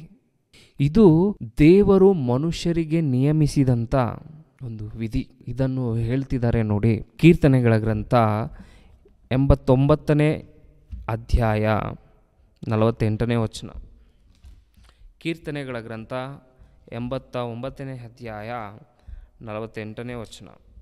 ತನ್ನನ್ನು ಪಾತಾಳಕ್ಕೆ ತಪ್ಪಿಸಿಕೊಂಡು ಮರಣ ಹೊಂದದೆ ಚಿರಂಜೀವಿಯಾಗಿರುವ ಮನುಷ್ಯನು ಯಾವನಿದ್ದಾನೆ? ಮರಣ ಹೊಂದದೆ ಚಿರಂಜೀವಿಯಾಗಿರುವ ಮನುಷ್ಯನು ಯಾವನಿದ್ದಾನೆ ಎಂಬುದಾಗಿ ದೇವರು ಹೇಳ್ತಿದ್ದಾರೆ. ಅಂದರೆ ಮರಣ ಎನ್ನುವಂಥದ್ದು ಪ್ರತಿ ಮನುಷ್ಯನು ಅನುಭವಿಸಲೇಬೇಕು, ಪ್ರತಿ ಮನುಷ್ಯನು ಸಾಯಲೇಬೇಕು ಎಂಬುದಾಗಿ ದೇವರು ಹೇಳ್ತಿದ್ದಾರೆ. ದೇವರ ಸೇವೆಯಲ್ಲಿ ಇರುವವರಿಗೂ, ದೇವರ ಸೇವೆಯಲ್ಲಿ ಇರದೇ ಇರುವವರಿಗೂ ಮರಣ ಎನ್ನುವಂಥದ್ದು ಬಂದೇ ಬರುತ್ತೆ. ದೇವರ ಸೇವೆಯಲ್ಲಿ ಇರೋದರಿಂದ ದೇವರ ಸೇವಕರಿಗೆ ಮರಣ ಬರೋದಿಲ್ಲ ಅಂತಲ್ಲ, ಪ್ರತಿಯೊಬ್ಬರೂ ಮರಣ ಹೊಂದಲೇಬೇಕು. ಹಾಗಾದರೆ ದೇವರ ಸೇವೆಯಲ್ಲಿ ಮರಣ ಹೊಂದಿದವರು ಯಾರಿದ್ದಾರೆ? ಯಾರಾದರೂ ಇದ್ದಾರಾ? ಯಾವ ರೀತಿ ಹಿಂಸೆ ಪಡಿಸ್ತಾರೆ? ಯಾವ ರೀತಿ ಇರುತ್ತೆ? ದೇವರ ಸೇವೆಯಲ್ಲಿ ಮರಣ ಯಾವ ರೀತಿ ಇರುತ್ತೆ? ಅನುಭವಿಸಿದವರು ಯಾರು ಎಂಬುದಾಗಿ ನಾವು ತಿಳಿದುಕೊಳ್ಳೋಣ. ಮತ್ತಾಯನ ಸುವಾರ್ತೆ 5ನೇ ಅಧ್ಯಾಯ 11-12 ವಚನಗಳು. ನನ್ನ ನಿಮಿತ್ತವಾಗಿ ಜನರು ನಿಮ್ಮನ್ನು ನಿಂದಿಸಿ ಹಿಂಸೆಪಡಿಸಿ ನಿಮ್ಮ ಮೇಲೆ ಕೆಟ್ಟ ಕೆಟ್ಟ ಮಾತುಗಳನ್ನು ಸುಳ್ಳಾಗಿ ಹೊರಿಸಿದರೆ ನೀವು ಧನ್ಯರು, ಸಂತೋಷಪಡಿರಿ, ಉಲ್ಲಾಸಪಡಿರಿ, ಪರಲೋಕದಲ್ಲಿ ನಿಮಗೆ ಬಹಳ ಫಲ ಸಿಕ್ಕುವುದು. ನಿಮಗಿಂತ ಮುಂಚೆ ಇದ್ದ ಪ್ರವಾದಿಗಳನ್ನು ಹೀಗೆಯೇ ಹಿಂಸೆಪಡಿಸಿದರಲ್ಲ. ದೇವರ ಸೇವೆಯಲ್ಲಿ ಎಷ್ಟೊಂದು ಅವಮಾನಗಳು, ಹಿಂಸೆಗಳು, ಬಾಧೆಗಳು, ಕಷ್ಟಗಳು ಬರುತ್ತವೆ. ಬಂದಾಗ ಏನಾಗಬೇಕು? ಸಂತೋಷ ಪಡಿರಿ, ಉಲ್ಲಾಸ ಪಡಿರಿ, ಆನಂದಿಸಿರಿ ಎಂಬುದಾಗಿ ಯೇಸು ಕ್ರಿಸ್ತರು ಹೇಳ್ತಿದ್ದಾರೆ. ಕಷ್ಟ, ಸಂಕಟಗಳು, ಹಿಂಸೆಗಳು ಇವೆಲ್ಲ ಬಂದಾಗ ಹೇಗೆ ಆನಂದ ಪಡೋದು? ಸಾಮಾನ್ಯವಾಗಿ ಒಬ್ಬ ಮನುಷ್ಯ ಯಾವುದೇ ಒಂದು ಮಾತಾಡಿದ್ರೆ ಸಹಿಸಿಕೊಳ್ಳದೆ ಅದಕ್ಕೆ ತಿರುಗು ಬಿದ್ದು ಮಾತಾಡುವಂಥದ್ದನ್ನು ನಾವು ಸಹಜವಾಗಿ ಮಾಡುವಂಥದ್ದು. ಯಾರೇ ಹತ್ರ ಒಂದು ಮಾತನ್ನು ಅನ್ನಿಸ್ಕೊಳ್ಳೋದಕ್ಕೆ ಇಷ್ಟಪಡೋದಿಲ್ಲ ಮನುಷ್ಯ. ಅಂಥದ್ರಲ್ಲಿ ಹಿಂಸೆ ಪಡಿಸುವಾಗ, ಕಷ್ಟ ಕೊಡುವಾಗ, ಇದೆಲ್ಲ ಮಾಡುವಾಗ ಸಹಿಸಿಕೊಳ್ಳ್ರಿ, ಸಂತೋಷ ಪಡ್ರಿ, ಉಲ್ಲಾಸ ಪಡ್ರಿ ಅಂತ ಹೇಳ್ತಿದ್ದಾರೆ. ಇದನ್ನೆಲ್ಲ ಸಹಿಸಿಕೊಂಡ್ರೆ, ಕಷ್ಟ, ಹಿಂಸೆಗಳು, ಬಾಧೆಗಳು ಇವೆಲ್ಲ ಸಹಿಸಿಕೊಂಡು ಸಂತೋಷ ಪಟ್ಟರೆ ಪರಲೋಕದಲ್ಲಿ ನಮಗೆ ಫಲ ಸಿಕ್ಕುತ್ತಂತೆ. ಫಲ ಸಿಕ್ಕುತ್ತೆ. ನೋಡಿ, ಈಗಿರೋ ಸಮಾಜದಲ್ಲಿ ದೇವರ ವಿರುದ್ಧವಾಗಿ ಕೆಲಸ ಮಾಡುವಂಥದ್ದನ್ನು ನಾವು ನೋಡ್ತೇವೆ. ಕ್ರೈಸ್ತರನ್ನು ಅತಿ ಹೆಚ್ಚಾಗಿ ಹಿಂಸೆ ಪಡಿಸುವುದನ್ನು ನಾವು ನೋಡ್ತೇವೆ. ಚರ್ಚಿಗಳ ಮೇಲೆ ದಾಳಿ ಮಾಡುವುದಾಗಿರ್ಬೋದು, ಹಲ್ಲೆ ನಡೆಸುವುದಾಗಿರ್ಬೋದು, ಇದೆಲ್ಲ ನಡೆಸುವುದನ್ನು ನಾವು ನೋಡ್ತೇವೆ. ಕ್ರೈಸ್ತರ ಮೇಲೆ ಅತಿ ಹೆಚ್ಚಾಗಿ ದಾಳಿಗಳನ್ನು, ಇದೆಲ್ಲ ಆದಾಗ ಏನು ಮಾಡಬೇಕು ನಾವು? ಒಬ್ಬರು ನಮ್ಮ ಮೇಲೆ ಹಲ್ಲೆ ಮಾಡಿದಾಗ ಅಥವಾ ನಮ್ಮನ್ನು ಹಿಂಸೆ ಪಡಿಸಿದಾಗ ನಾವು ಸಂತೋಷ ಪಡಬೇಕಂತೆ, ಆನಂದ ಪಡಬೇಕಂತೆ. ಪೂರ್ವಕಾಲದಲ್ಲಿ ಪ್ರವಾದಿಗಳು ದೇವರ ಸೇವೆಯನ್ನು ಮಾಡುವಾಗ ಅವರನ್ನು ಸಹ ಹಿಂಸೆಪಡಿಸಿ ಕೊಂದಿದ್ದಾರಂತೆ. ಹಿಂಸೆಪಡಿಸಿ ಅವರನ್ನು ಕೊಂದಿದ್ದಾರೆ. ದೇವರ ಸೇವೆಯನ್ನು ಮಾಡುವಂಥ ಪ್ರವಾದಿಗಳನ್ನು ಅವರು ಬಿಟ್ಟಿಲ್ಲ, ಸಾಯಿಸಿದ್ದಾರೆ. ಪ್ರವಾದಿಗಳು ಅಂದರೆ ದೇವರು ಹೇಳಿರುವಂಥ ಪ್ರವಚನವನ್ನು ಮನುಷ್ಯರ ಮುಂದೆ ಹೇಳುವಂಥದ್ದು. ಅದಕ್ಕೆ ತಾಳಲಾರದೆ ಆ ಕೋಪಕ್ಕೆ ಅವರನ್ನು ಸಾಯಿಸುವಂಥದ್ದನ್ನು ನಾವು ಬೈಬಲ್ ಇತಿಹಾಸದಲ್ಲಿ ನಾವು ನೋಡ್ತೇವೆ. ಎಷ್ಟೋ ಜನ ಪ್ರವಾದಿಗಳನ್ನು ಕೊಲೆ ಮಾಡಿದ್ದಾರೆ, ಸಾಯಿಸಿದ್ದಾರೆ. ಅವರು ಹತರಾಗಿದ್ದಾರೆ, ಹತಸಾಕ್ಷಿಗಳಾಗಿದ್ದಾರೆ. ದೇವರ ಸೇವೆಯಲ್ಲಿ ಅವರು ಮರಣ ಹೊಂದಿದ್ದಾರೆ. ಅವರು ಅನೇಕ ಹಿಂಸೆಗಳನ್ನು ಅನುಭವಿಸಿ ಅವರು ಸತ್ತಿದ್ದಾರೆ. ಪ್ರಿಯರೇ, ಮತ್ತಾಯನ ಬರೆದ ಸುವಾರ್ತೆಯಲ್ಲಿ 23:37 ವಚನದಲ್ಲಿ ನೋಡುವಾಗ, ಮತ್ತಾಯನ ಬರೆದ ಸುವಾರ್ತೆ 23:37 ವಚನ, ಯೆರೂಸಲೇಮೇ ಯೆರೂಸಲೇಮೇ, ಪ್ರವಾದಿಗಳ ಪ್ರಾಣ ತೆಗೆಯುವವಳೇ, ದೇವರು ನಿನ್ನ ಬಳಿಗೆ ಕಳಿಸಿಕೊಟ್ಟವರನ್ನು ಕಲ್ಲೆಸೆದು ಕೊಲ್ಲುವವಳೇ. ಕಲ್ಲೆಸೆದು ಕೊಂದಿದ್ದಾರಂತೆ. ದೇವರು ನಿನ್ನ ಬಳಿಗೆ ಕಳಿಸಿಕೊಟ್ಟಂಥವರನ್ನು ಕಲ್ಲೆಸೆದು ಕೊಲ್ಲುವವಳೇ. ಕಲ್ಲೆಸೆದು ಕೊಂದಿದ್ದಾರೆ. ಯಾರನ್ನ? ಪ್ರವಾದಿಗಳನ್ನು. ದೇವರು ತನ್ನ ಮಾತುಗಳನ್ನು ಪ್ರವಾದಿ ಮುಖಾಂತರವಾಗಿ ತಿಳಿಸಲು ಕಳಿಸಿದಾಗ ಅವರನ್ನು ಕಲ್ಲೆಸೆದು ಕೊಂದಿದ್ದಾರೆ. ಅಂದರೆ ಅವರು ಎಷ್ಟು ಕ್ರೂರವಾಗಿ ವರ್ತಿಸ್ತಾ ಇದ್ದಾರೆ ನೋಡಿ. ಕೊಲ್ಲುವಷ್ಟು ಕೋಪ ಯಾಕೆ ಮನುಷ್ಯನಿಗೆ ಬಂತು?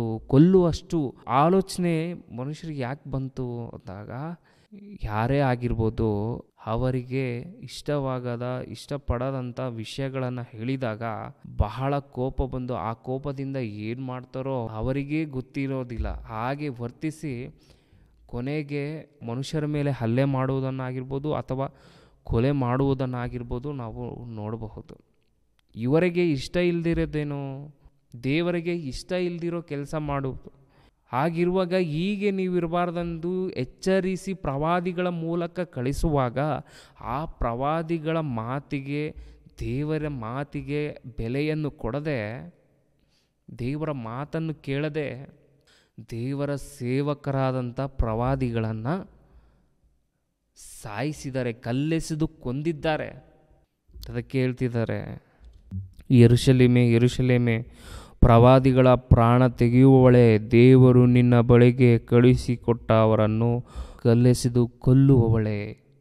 ದೇವರ ಸೇವೆ ನಿಮಿತ್ತವಾಗಿ ಕಳಿಸಿದಂಥ ಸೇವಕರನ್ನು ಕಲ್ಲೆಸೆದು ಕೊಂದಿದ್ದಾರೆ ಅವರು. ಹಾಗೆಯೇ 20ನೇ ಅಧ್ಯಾಯ 17-19 ವಚನಗಳು. ಯೇಸು ಯೆರೂಸಲೇಮಿಗೆ ಹೋಗುತ್ತಿರುವಾಗ 12 ಮಂದಿ ಶಿಷ್ಯರನ್ನು ಒತ್ತಟ್ಟಿಗೆ ಕರೆದುಕೊಂಡು ದಾರಿಯಲ್ಲಿ ಅವರಿಗೆ, ನೋಡಿರಿ, ನಾವು ಯೆರೂಸಲೇಮಿಗೆ ಹೋಗುತ್ತಾ ಇದ್ದೇವೆ ಮತ್ತು ಮನುಷ್ಯಕುಮಾರನನ್ನು ಮಹಾಯಾಜಕರ ಮತ್ತು ಶಾಸ್ತ್ರಿಗಳ ಕೈಗೆ ಹಿಡಿದುಕೊಡುವರು. ಅವರು ಅವನಿಗೆ ಮರಣದಂಡನೆಯನ್ನು ವಿಧಿಸಿ ಅವನನ್ನು ಅಪಹಾಸ್ಯ ಮಾಡುವುದಕ್ಕೂ, ಕೊರಡೆಗಳಿಂದ ಹೊಡೆಯುವುದಕ್ಕೂ, ಶಿಲುಬೆಗೆ ಹಾಕುವುದಕ್ಕೂ ಅನ್ಯ ಜನರ ಕೈಗೆ ಒಪ್ಪಿಸುವರು. ಅವನು ಸತ್ತ 3ನೆಯ ದಿನದಲ್ಲಿ ಜೀವಿತನಾಗಿ ಎಬ್ಬಿಸಲ್ಪಡುವನು ಎಂದು ಹೇಳಿದನು. ಪ್ರವಾದಿಗಳನ್ನು ಕೊಂದಿದ್ದಾರೆ. ಈಗ ಯೇಸು ಕ್ರಿಸ್ತನನ್ನು ಕೊಲ್ಲುವುದಕ್ಕೆ ಪ್ಲ್ಯಾನ್ ಮಾಡ್ತಿದ್ದಾರೆ. ಪ್ರವಾದಿಗಳನ್ನು ಕೊಲ್ಲುವುದನ್ನು ನೋಡಿದ್ದೇವೆ. ಈಗ ಯೇಸು ಕ್ರಿಸ್ತರನ್ನು ಕೊಲ್ಲುವುದಕ್ಕೆ ಪ್ಲ್ಯಾನ್ ಮಾಡಿರೋದನ್ನು ನಾವು ನೋಡ್ತಾ ಇದ್ದೇವೆ. ಯೇಸು ಕ್ರಿಸ್ತರನ್ನು ಕೊಲ್ಲುವುದಕ್ಕೆ ನೋಡ್ತಾ ಇದ್ದಾರೆ. ಕೊರಡೆಗಳಿಂದ ಹೊಡೆದು, ಅಪಹಾಸ್ಯ ಮಾಡಿ, ಕೊರಡೆಗಳಿಂದ ಹೊಡೆದು ಶಿಲುಬೆಯಲ್ಲಿ ಸಾಯಿಸುವುದಕ್ಕೆ ಪ್ಲ್ಯಾನ್ ಮಾಡ್ತಾ ಇದ್ದಾರೆ. ಅಂದರೆ ದೇವರ ಸೇವೆಯಲ್ಲಿ ಮರಣ, ದೇವರ ಸೇವೆಯಲ್ಲಿ ಅವಮಾನಗಳು, ನಿಂದೆಗಳು, ಅಪಹಾಸ್ಯ, ಹಿಂಸೆ ಪಡಿಸಿದ ಸಂದರ್ಭಗಳು ನಾವು ಸತ್ಯವೇದ ಗ್ರಂಥದಲ್ಲಿ ತಿಳಿದುಕೊಳ್ಳಬಹುದು. ಪ್ರಿಯರೇ, ದೇವರ ಸೇವೆಯಲ್ಲಿ ಮರಣಿಸಿದವರು ಎಷ್ಟೋ ಜನ ಇದ್ದಾರೆ. ದೇವರ ಸೇವೆಯಲ್ಲಿ ಮರಣ ಹೊಂದಿದವರು ಬಹಳ ಜನ ಇದ್ದಾರೆ. ಪ್ರಿಯರೇ, ಮತ್ತಾಯನ ಬರೆದ ಸುವಾರ್ತೆ 23ನೇ ಅಧ್ಯಾಯ 35ನೇ ವಚನ.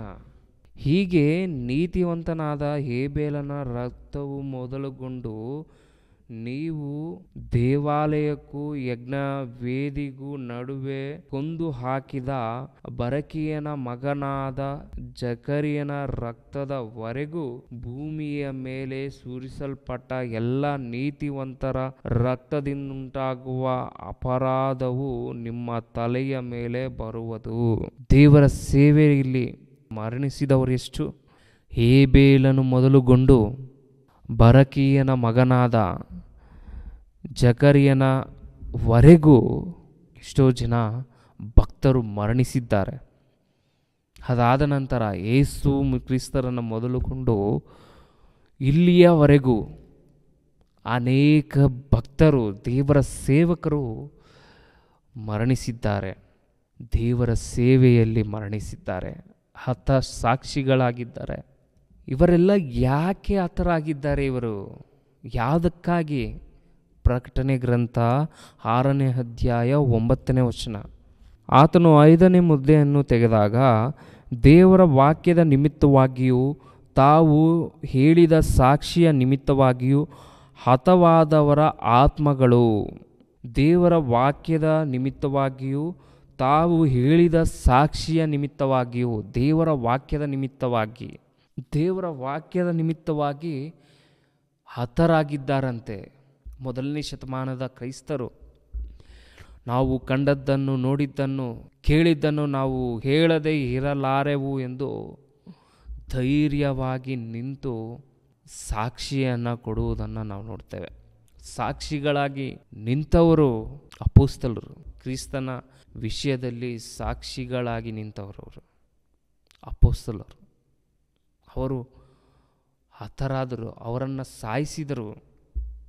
ಇಬ್ರಿಯರ ಬರೆದ ಪತ್ರಿಕೆ 11ನೇ ಅಧ್ಯಾಯ 36ನೇ ವಚನದಲ್ಲಿ, ಇಬ್ರಿಯರ ಬರೆದ ಪತ್ರಿಕೆ 11ನೇ ಅಧ್ಯಾಯ 36ನೇ ವಚನ, ಬೇರೆ ಕೆಲವರು ಅಪಹಾಸ್ಯ, ಕೊರಡೆಯ ಪೆಟ್ಟು, ಬೇಡಿ, ಸೆರೆಮನೆ ಇವುಗಳನ್ನು ಅನುಭವಿಸಿದರು. ಕೆಲವರನ್ನು ಜನರು ಕಲ್ಲೆಸೆದು ಕೊಂದರು, ಕೆಲವರನ್ನು ಗರಗಸದಿಂದ ಕೊಯ್ದುಕೊಂಡರು. ದೇವದ್ರೋಹಿಗಳಾಗಿ ಪ್ರಾಣವನ್ನು ಉಳಿಸಿಕೊಳ್ಳಿರೆಂದು ಕೆಲವರನ್ನು ಪ್ರೇರೇಪಿಸಿದರು.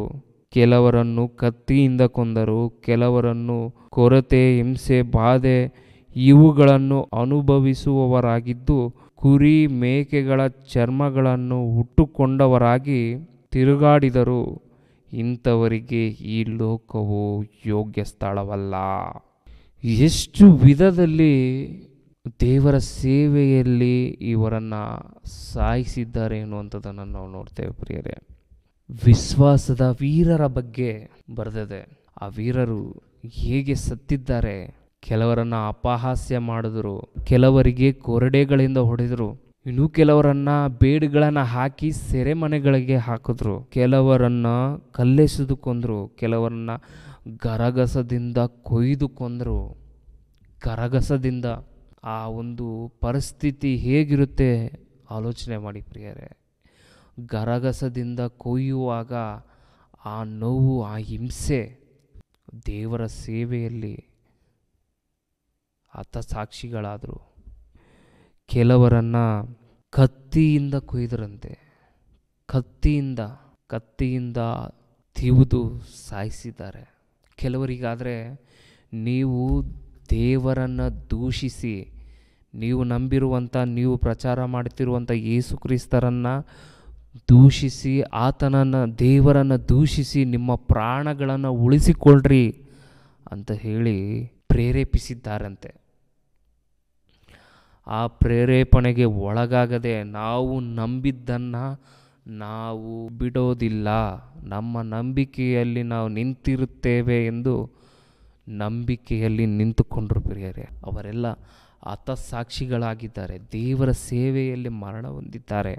ಹತಸಾಕ್ಷಿಗಳಾದವರಲ್ಲಿ ಒಬ್ಬರು ಅಪೊಸ್ತಲರ ಕೃತ್ಯಗಳು 12ನೇ ಅಧ್ಯಾಯ 1ನೇ ವಚನ. ಅಪೊಸ್ತಲರ ಕೃತ್ಯಗಳು 12ನೇ ಅಧ್ಯಾಯ 1ನೇ ವಚನ.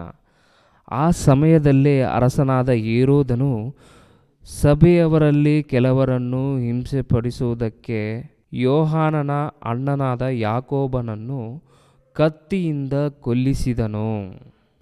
ಯಾಕೋಬನನ್ನು ಕತ್ತಿಯಿಂದ ಕೊಲ್ಲಿಸಿದನಂತೆ, ಯಾಕೋಬನನ್ನು. ಹಾಗೆ ಮತ್ತಾಯನ ಸುವಾರ್ತೆ 14ನೇ ಅಧ್ಯಾಯ 10ನೇ ವಚನ. ಮತ್ತಾಯನ ಸುವಾರ್ತೆ 14ನೇ ಅಧ್ಯಾಯ 10ನೇ ವಚನ. ಮತ್ತು ಆಳುಗಳನ್ನು ಕಳಿಸಿ ಸೆರೆಮನೆಯಲ್ಲಿ ಯೋಹಾನನ ತಲೆಯನ್ನು ವಹಿಸಿದನು. ದೀಕ್ಷಾಸ್ನಾನ ಕೊಡುವಂಥ ಯೋಹಾನನನ್ನು ಸಹ ಸಾಯಿಸಿದ್ದಾರೆ, ತಲೆಯನ್ನು ಕತ್ತರಿಸಿದ್ದಾರೆ. ಹಾಗೆಯೇ ಅಪೊಸ್ತಲರ ಕೃತ್ಯಗಳು 7ನೇ ಅಧ್ಯಾಯ 58ನೇ ವಚನ. ಇದೆಲ್ಲ ಏನಂದರೆ ಸತ್ಯವನ್ನು ತಿಳಿಸಿದ್ದಕ್ಕೆ, ಸತ್ಯವನ್ನು ಹೇಳಿದ್ದಕ್ಕೆ ಕೊಂದಂಥದ್ದು. ಅಪೊಸ್ತಲರ ಕೃತ್ಯಗಳು 7ನೇ ಅಧ್ಯಾಯ 58ನೇ ವಚನ. ಅವನ ಮೇಲೆ ಬಿದ್ದು ಅವನನ್ನು ಊರ ಹೊರಕ್ಕೆ ನೂಕಿಕೊಂಡು ಹೋಗಿ ಕೊಲ್ಲುವುದಕ್ಕೆ ಕಲ್ಲೆಸೆದರು. ಇಲ್ಲಿ ಸ್ತೆಫೇನನನ್ನು ಕಲ್ಲೆಸೆದು ಕೊಲ್ಲುತ್ತಾರೆ. ಊರ ಆಚೆಗೆ ಎಳೆದುಕೊಂಡು ಹೋಗಿ ಆತನನ್ನು ಕಲ್ಲೆಸೆದು ಕೊಲ್ತಾರೆ. ದೇವರ ಸೇವೆಯಲ್ಲಿ ಮರಣ. ಇಷ್ಟೊಂದು ಜನ ಹಿಂಸೆ ಹೊಂದಿ, ಕಷ್ಟಪಟ್ಟು, ಶ್ರಮೆಗಳನ್ನು ಅನುಭವಿಸಿ, ಅವಮಾನಗಳನ್ನು ಹೊಂದಿ, ಖಡ್ಗದಿಂದ, ಗರಗಸದಿಂದ ಹತರಾದವರು ಇವರು ಮರಣಿಸಿದ್ದಾರೆ ದೇವರ ಸೇವೆಯಲ್ಲಿ. ದೇವರ ಸೇವೆಯಲ್ಲಿ ಈ ಮರಣಗಳು ವರವೋ ಶಾಪವ? ದೇವರ ಸೇವೆಯಲ್ಲಿ ಶಾಪವ ಆಶೀರ್ವಾದವ ಎನ್ನುವಾಗ ದೇವರ ಸೇವೆಯಲ್ಲಿ ಮರಣ ಆಶೀರ್ವಾದಕರವಾಗಿದೆ. ಪರಲೋಕದಿಂದ ಭೂಲೋಕಕ್ಕೆ ಕಳಿಸಲ್ಪಟ್ಟಂಥ ಯೇಸು ಕ್ರಿಸ್ತರು ಈ ಪ್ರಪಂಚದ ಪ್ರತಿಯೊಬ್ಬ ಪ್ರಜೆಗಳಿಗಾಗಿ, ಅವರ ಪ್ರಾಯಶ್ಚಿತ್ತಕ್ಕಾಗಿ ಯೇಸು ಕ್ರಿಸ್ತರನ್ನು ದೇವರು ಈ ಭೂಮಿ ಮೇಲೆ ಕಳಿಸಿಕೊಟ್ಟರು. ಆತನನ್ನು ಸಹ ಶಿಲುಬೆಗೆ ಹಾಕಿ ಸಾಯಿಸಿದರು. ದೇವರ ಸೇವೆಯಲ್ಲಿ ಆತನು ಹತರಾದರು. ಈಗ ದೇವರ ಸೇವೆಯಲ್ಲಿ ಮರಣ ವರವ ಶಾಪವ? ಮರಣ ಶಾಪವ ಆಶೀರ್ವಾದಕರವ? ದೇವರ ಸೇವೆಯಲ್ಲಿ ಮರಣ ಆಶೀರ್ವಾದಕರ. ಅದಕ್ಕೆ ಭಕ್ತರಾದಂಥವರು ಎಲ್ಲರೂ ಸಹ ಮರಣಿಸಿ ಎಲ್ಲಿದ್ದಾರೆ ಈಗ? ಪರದೇಶಿಯಲ್ಲಿ ವಿಶ್ರಾಂತಿಯನ್ನು ತೆಗೆದುಕೊಳ್ತಾ ಇದ್ದಾರೆ. ಪರದೇಶಿಯಲ್ಲಿ ವಿಶ್ರಾಂತಿಯನ್ನು ತೆಗೆದುಕೊಳ್ತಾ ಇದ್ದಾರೆ. ಯೇಸು ಕ್ರಿಸ್ತರನ್ನು ಸಹ ಶಿಲುಬೆಗೆ ಹಾಕಿ ಕೊಂದರು. ಪ್ರವಾದಿಗಳನ್ನು ಕೊಂದರು, ಅಪೊಸ್ತಲರನ್ನು ಕೊಂದರು, ಭಕ್ತರನ್ನು ಕೊಂದರು, ದೇವರ ಸೇವಕರನ್ನು ಅನೇಕರನ್ನು ಕೊಂದು ಹಾಕಿದ್ರು. ಯೇಸು ಕ್ರಿಸ್ತರು ದೇವರ ಸೇವೆಯಲ್ಲಿ ಸತ್ತು ಹೋದರು. ಯೋಹಾನ್ ಬರೆದ ಸುವಾರ್ತೆ 19ನೇ ಅಧ್ಯಾಯ 1-3 ಆಮೇಲೆ ಪಿಲಾತನು ಯೇಸುವನ್ನು ಕೊರಡೆಯಿಂದ ಹೊಡೆಸಿದನು ಮತ್ತು ಸಿಪಾಯಿಗಳು ಮುಳ್ಳು ಬಳ್ಳಿಯಿಂದ ಕಿರೀಟವನ್ನು ಹೆಣೆದು ಆತನ ತಲೆಯ ಮೇಲೆ ಇಟ್ಟು ಕೆಂಪು ಓಲಿವನ್ನು ಆತನಿಗೆ ಹೊದಿಸಿ ಆತನ ಬಳಿಗೆ ಬಂದು, ಯೆಹೂದ್ಯರ ಅರಸನೇ, ನಿನಗೆ ನಮಸ್ಕಾರ ಎಂದು ಹೇಳಿ ಆತನ ಕೈಗೆ ಏಟು ಹಾಕಿದರು. ಕೊರಡೆಗಳಿಂದ ಹೊಡೆದು ಮುಳ್ಳಿನ ಕಿರೀಟವನ್ನು ಹಾಕಿ ಆತನನ್ನು ಹಿಂಸೆಪಡಿಸಿ ಕೆನ್ನೆ ಮೇಲೆ ಹೊಡೆದು ಕೊನೆಗೆ ಶಿಲುಬೆ ಮೇಲೆ ಹಾಕ್ತಾರೆ. ದೇವರ ಸೇವೆಯಲ್ಲಿ ಯೇಸು ಕ್ರಿಸ್ತರು ಸಹ ಸತ್ತರು. ಪ್ರಿಯರೇ, ಕ್ರಿಸ್ತನನ್ನು ಧರಿಸಿಕೊಂಡಂಥ ಅಪೊಸ್ತಲನಾದಂಥ ಪೌಲನು ಎಷ್ಟೋ ಕಷ್ಟಗಳನ್ನು ಅನುಭವಿಸಿ ದೇವರ ಸೇವೆಯನ್ನು ಮಾಡ್ತಾನೆ. ದೇವರ ಸೇವೆಯಲ್ಲಿ ಮರಣವನ್ನು ಹೊಂದುತ್ತಾನೆ. ಆತನು ಸೇವೆ ಮಾಡಿದಾಗ ಆತನ ಪಟ್ಟಂಥ ಕಷ್ಟಗಳು ಅಷ್ಟಿಷ್ಟಲ್ಲ. ಪ್ರಿಯರೇ, ಕೊರಿಂಥದವರಿಗೆ ಬರೆದ 2ನೇ ಪತ್ರಿಕೆ 11ನೇ ಅಧ್ಯಾಯ 23-28 ಅವರು ಕ್ರಿಸ್ತನ ಸೇವಕರು, ಅವರಿಗಿಂತ ನಾನು ಹೆಚ್ಚಾಗಿ ಸೇವೆ ಮಾಡುವವನಾಗಿದ್ದೇನೆ. ಬುದ್ಧಿ ಸ್ವಾಧೀನವಿಲ್ಲದವನಾಗಿ ಮಾತಾಡುತ್ತೇನೆ. ಆತನ ಸೇವೆಯಲ್ಲಿ ಅವರಿಗಿಂತ ಹೆಚ್ಚಾಗಿ ಪ್ರಯಾಸಪಟ್ಟೆನು, ಹೆಚ್ಚಾಗಿ ಸೆರೆಮನೆಗಳೊಳಗೆ ಬಿದ್ದೆನು, ಮಿತಿಮೀರಿ ಪೆಟ್ಟುಗಳನ್ನು ತಿಂದೆನು, ಅನೇಕ ಸಾರಿ ಮರಣದ ಬಾಯೊಳಗೆ ಸಿಕ್ಕಿಕೊಂಡೆನು. 5 ಸಾರಿ ಯೆಹೂದ್ಯರಿಂದ ನನಗೆ ಒಂದು ಕಡಿಮೆ 40 ಏಟುಗಳು ಬಿದ್ದವು. 3 ಸಾರಿ ಸರಕಾರದವರು ಚಡಿಗಳಿಂದ ನನ್ನನ್ನು ಹೊಡೆದರು. 1 ಸಾರಿ ಜನರು ನನ್ನನ್ನು ಕೊಲ್ಲುವುದಕ್ಕೆ ಕಲ್ಲೆಸೆದರು. 3 ಸಾರಿ ನಾನಿದ್ದ ಹಡಗು ಒಡೆದು ಹೋಗಿತು. 1 ರಾತ್ರಿ 1 ಹಗಲು ಸಮುದ್ರದ ನೀರಿನಲ್ಲಿ ಕಳೆದೆನು. ಆತನ ಸೇವೆಯಲ್ಲಿ ಎಷ್ಟೋ ಪ್ರಯಾಣಗಳನ್ನು ಮಾಡಿದೆನು. ನದಿಗಳ ಅಪಾಯಗಳು, ಕಳ್ಳರ ಅಪಾಯಗಳು, ಸ್ವಂತ ಜನರಿಂದ ಅಪಾಯಗಳು, ಅನ್ಯ ಜನರಿಂದ ಅಪಾಯಗಳು, ಪಟ್ಟಣದಲ್ಲಿ ಅಪಾಯಗಳು, ಕಾಡಿನಲ್ಲಿ ಅಪಾಯಗಳು, ಸಮುದ್ರದಲ್ಲಿ ಅಪಾಯಗಳು, ಸುಳ್ಳು ಸಹೋದರರೊಳಗೆ ಇರುವಾಗ ಅಪಾಯಗಳು ನನಗೆ ಸಂಭವಿಸಿದವು. ಪ್ರಯಾಸ ಪರಿಶ್ರಮಗಳಿಂದ ಕೆಲಸ ನಡೆಸಿ ಅನೇಕ ಸಾರಿ ನಿದ್ದೆಗೆಟ್ಟು ಹಸಿವೆ ಬಾಯಾರಿಕೆಗಳನ್ನು ಪಟ್ಟು ಅನೇಕ ಸಾರಿ ಉಪವಾಸವಾಗಿಯೂ ಚಳಿಯಲ್ಲಿಯೂ ವಸ್ತ್ರವಿಲ್ಲದೆಯೂ ಇದ್ದು ಆತನನ್ನು ಸೇವಿಸಿದ್ದೇನೆ. ಇನ್ನೂ ಬೇರೆ ಸಂಗತಿಗಳಲ್ಲದೆ ಎಲ್ಲ ಸಭೆಗಳ ವಿಷಯವಾದ ಚಿಂತೆಯು ದಿನ ದಿನ ನನ್ನನ್ನು ಪೀಡಿಸುತ್ತದೆ. ನೋಡಿ ಪ್ರಿಯರೇ, ಆತನು ಎಷ್ಟು ಶ್ರಮೆಗಳನ್ನು, ಹಿಂಸೆಗಳನ್ನು, ಅಪಾಯಗಳನ್ನು ಅನುಭವಿಸಿದ್ದಾರೆ. ಅಪೊಸ್ತಲನಾದಂಥ ಪೌಲನು. ಅಂಥ ಶ್ರಮೆಗಳು ನಮಗೆ ಯಾರಿಗಾದರೂ ಬಂದಿದೆಯಾ? ನಾವು ಇಷ್ಟೊಂದು ಶ್ರಮೆಗಳನ್ನು ಏನಾದರೂ ಅನುಭವಿಸಿದ್ದೇವೆ ಎಂದಾಗ ಬಹಳ ಕಮ್ಮಿ. ಅಪೊಸ್ತಲನಾದಂಥ ಪೌಲನು, ಯೇಸು ಕ್ರಿಸ್ತರ ಶಿಷ್ಯರು ಅನುಭವಿಸಿದಂಥ ನೋವಿಗಿಂತ ನಾವು ಬಹಳ ಕಮ್ಮಿ ಅನುಭವಿಸ್ತಾ ಇದ್ದೇವೆ. ನಾವು ದೇವರ ಸೇವೆಯಲ್ಲಿ ನಾವು ಹೇಗೆ ನಿಂತುಕೊಂಡಿದ್ದೇವೆ, ಹೇಗಿದ್ದೇವೆ, ದೇವರ ಸೇವೆ ಮಾಡುವಂಥ ನಾವು ಯಾವ ರೀತಿಯಲ್ಲಿ ನಿಂತಿದ್ದೇವೆ? ಭಯದಿಂದ ಇದ್ದೇವಾ?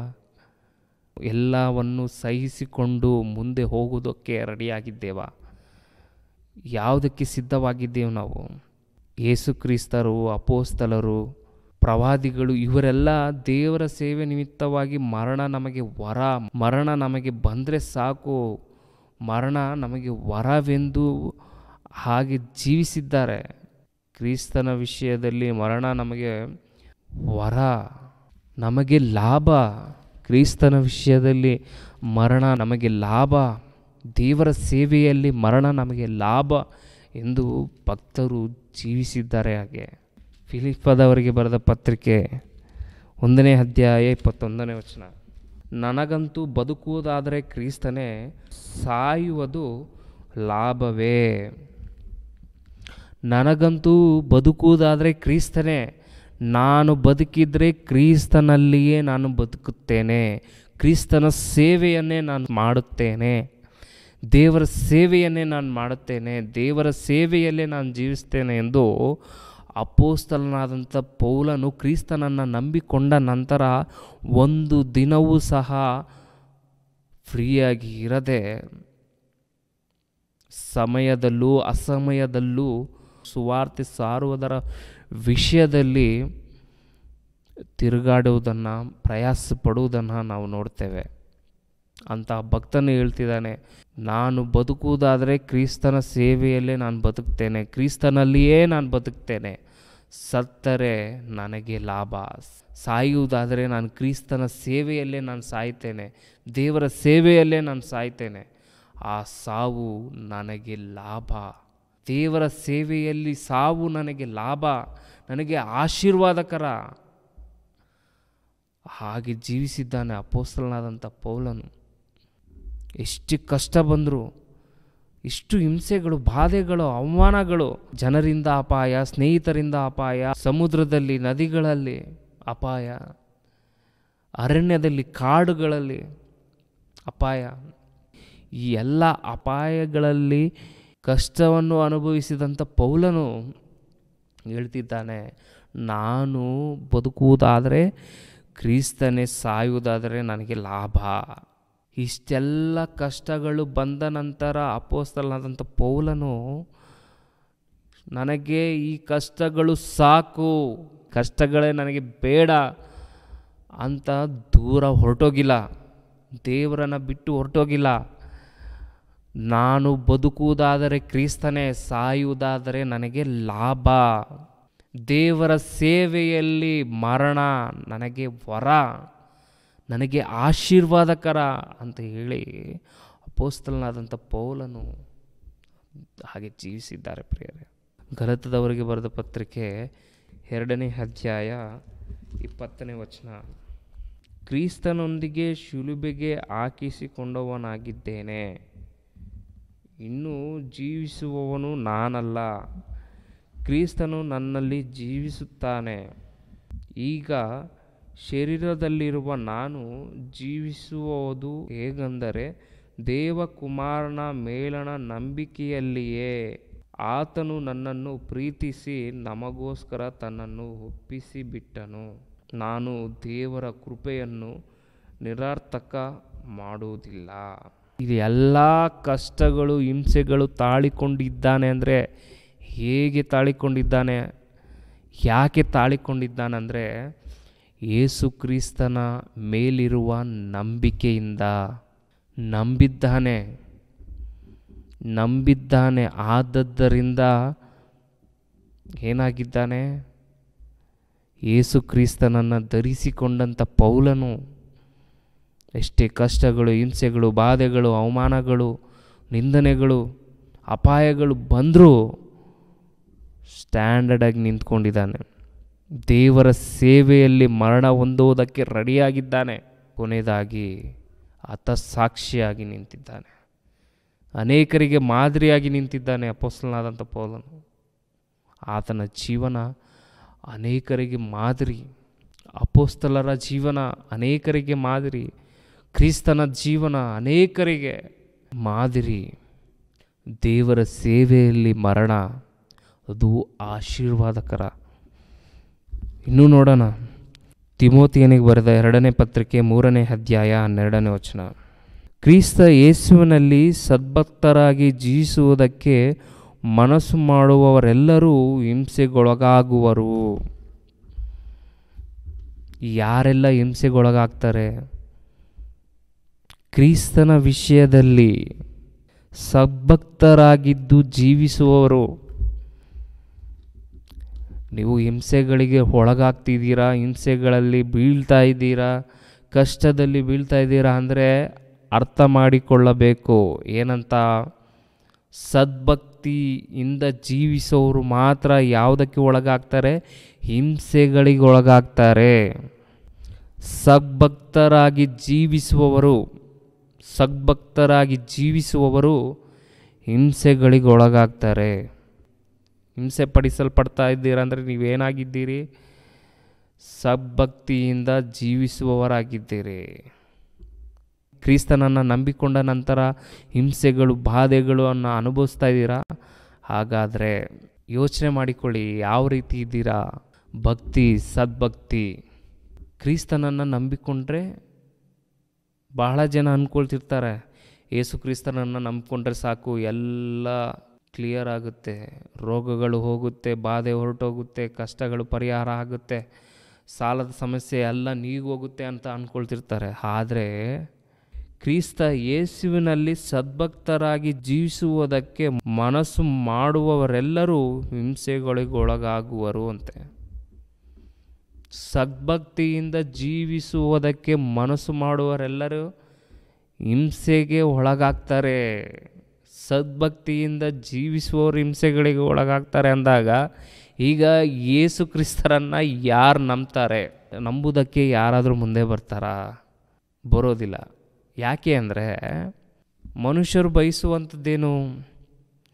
ನಮಗೆ ಸುಖ ಬೇಕು, ಯಾವುದೇ ಕಷ್ಟ ಇರಬಾರ್ದು, ಯಾವುದೇ ಸಮಸ್ಯೆ ಇರಬಾರ್ದು, ನಮಗೆ ನೆಮ್ಮದಿ ಇರಬೇಕಷ್ಟೇ ಸಾಕು, ನಮಗೆ ನೆಮ್ಮದಿ ಇದ್ದರೆ ಸಾಕು ಎಂದು ಬಯಸುವವರು ಮನುಷ್ಯರ ಆಲೋಚನೆ. ದೇವರ ಸೇವೆ, ದೇವರಿಗಾಗಿ ಬದುಕುವುದು, ದೇವರ ಸೇವೆಯಲ್ಲಿ ಮರಣ ಹೊಂದುವುದು ಅಂದರೆ ಯಾರಿಗೂ ಇಷ್ಟ ಇರೋದಿಲ್ಲ, ಯಾರೂ ಇಷ್ಟಪಡೋದಿಲ್ಲ. ಯಾಕ್ರಿ ಸಾಯ್ಬೇಕು? ದೇವರ ಸೇವೆ ನಿಮಿತ್ತವಾಗಿ ಯಾಕ್ರಿ ಸಾಯ್ಬೇಕು? ನಾವು ಇರೋದೊಂದು ಜೀವನ, ಹ್ಯಾಪಿಯಾಗಿ ಜೀವಿಸಿ ಹೊರಟೋಗ್ಬಿಡೋಣ. ಇರೋದೊಂದು ಲೈಫ್, ಎಂಜಾಯ್ ಮಾಡಬೇಕು ಅಂತ ಮನುಷ್ಯನು ಹಾಗೆ ಅಂದ್ಕೊಂಡು ಜೀವಿಸ್ತಾ ಇದ್ದಾನೆ. ಇರೋದೊಂದು ಲೈಫು, ಚೆನ್ನಾಗಿ ಜೀವಿಸಬೇಕು, ಎಂಜಾಯ್ ಮಾಡಬೇಕು, ಹೊರಟೋಗ್ಬಿಡ್ಬೇಕು. ಆದರೆ ಈ ಜೀವನದಲ್ಲಿ ಎಲ್ಲವನ್ನು ಅನುಭವಿಸುವುದಕ್ಕೆ ಕೊಟ್ಟಂಥ ದೇವರನ್ನು ತಿಳಿದುಕೊಳ್ಳದೆ ಮನುಷ್ಯನು ಸತ್ತೋಗ್ತಿದ್ದಾನೆ.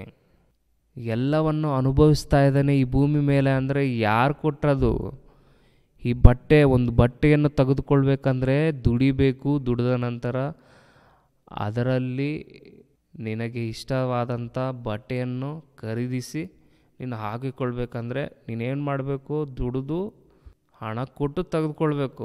ಆದರೆ ಈ ಪ್ರಕೃತಿಯಲ್ಲಿ ಪ್ರತಿಯೊಂದನ್ನು ನೀನು ಉಚಿತವಾಗಿ, ಯಾವುದೇ ಹಣವನ್ನು ಕೊಡದೆ ನೀನು ಉಚಿತವಾಗಿ ಬಳಸ್ತಾ ಇದೆಯಾ ಅಂದರೆ ದೇವರಿಗೆ ಕೃತಜ್ಞತೆ ಹೇಳಬೇಕಾ ಬೇಡವಾ? ಕೃತಜ್ಞತೆಯಿಂದ ಇರಬೇಕಾ ಬೇಡವಾ? ಆತನನ್ನು ನಂಬಬೇಕಾ ಬೇಡವಾ?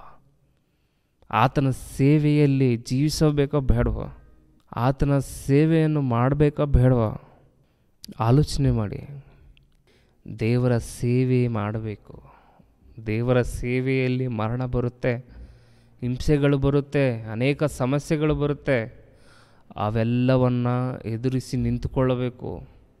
ಪೇತ್ರನು ಬರೆದ ಮೊದಲನೇ ಪತ್ರಿಕೆ 4ನೇ ಅಧ್ಯಾಯ 16ನೇ ವಚನ. ಆದರೆ ಕ್ರೈಸ್ತನಾಗಿ ಬಾಧೆ ಪಟ್ಟರೆ ಅವನು ನಾಚಿಕೆ ಪಡದೆ ಆ ಹೆಸರಿನಿಂದಲೇ ದೇವರನ್ನು ಘನಪಡಿಸಲಿ.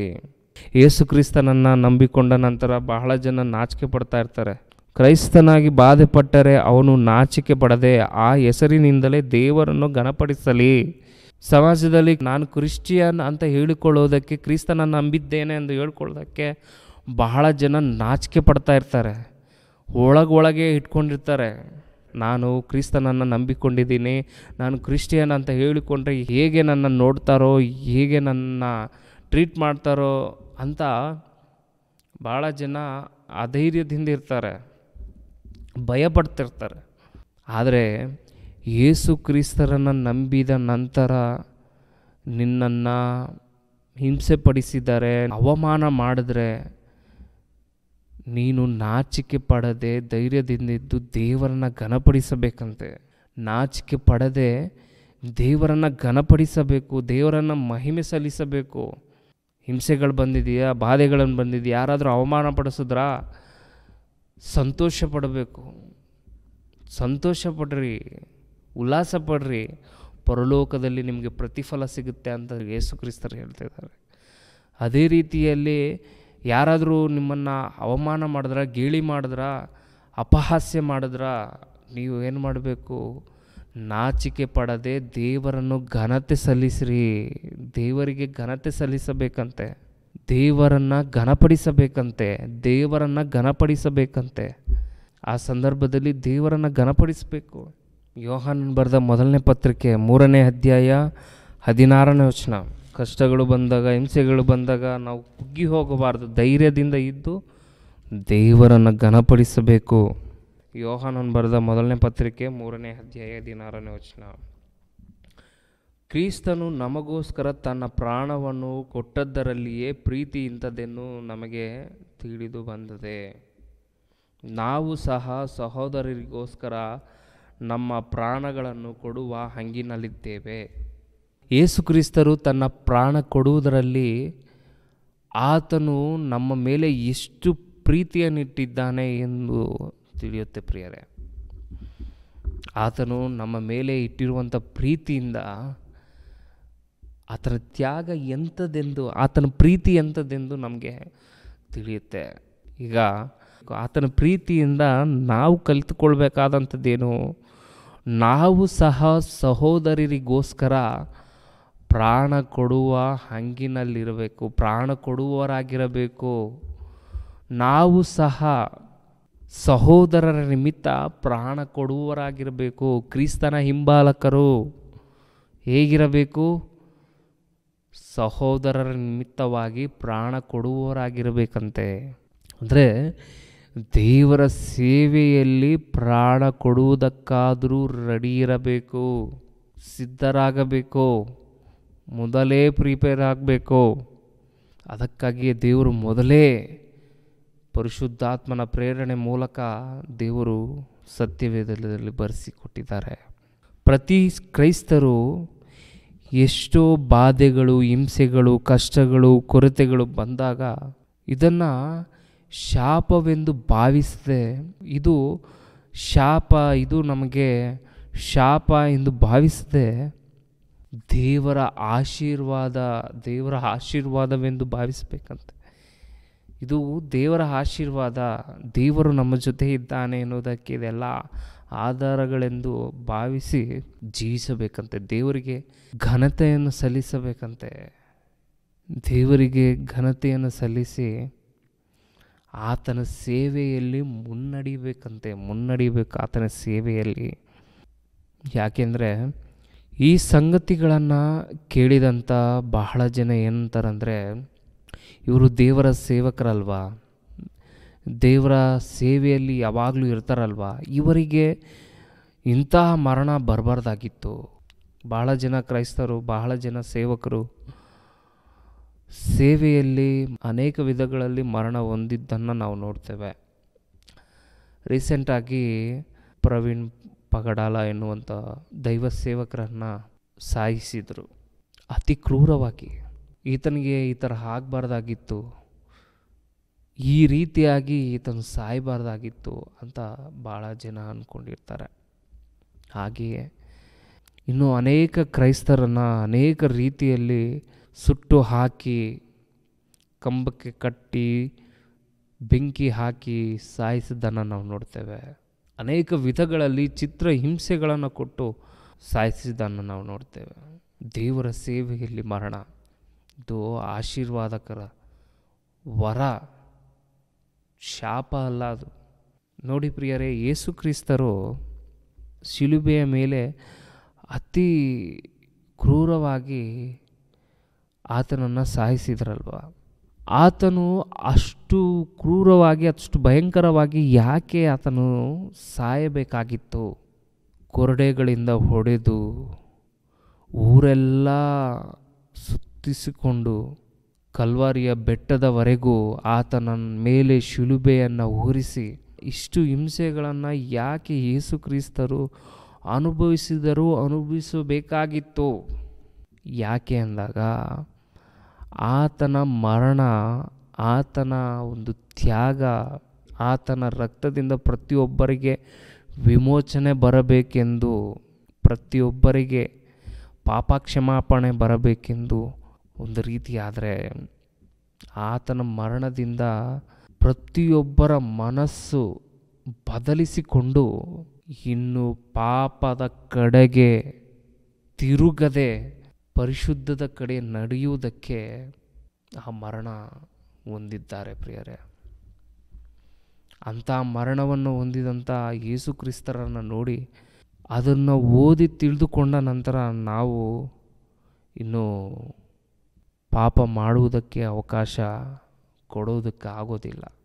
ಯೇಸು ಕ್ರಿಸ್ತರ ಮರಣ ತ್ಯಾಗ, ನಮಗಾಗಿ ಆತನು ಶಿಲುಬೆ ಮೇಲೆ ಸತ್ತಿದ್ದಾರಾ ಅಂತ ತಿಳಿದು ನಾವು ಇನ್ನು ಮುಂದೆ ಪಾಪ ಮಾಡುವುದಕ್ಕೆ ಅವಕಾಶವೇ ಇರೋದಿಲ್ಲ.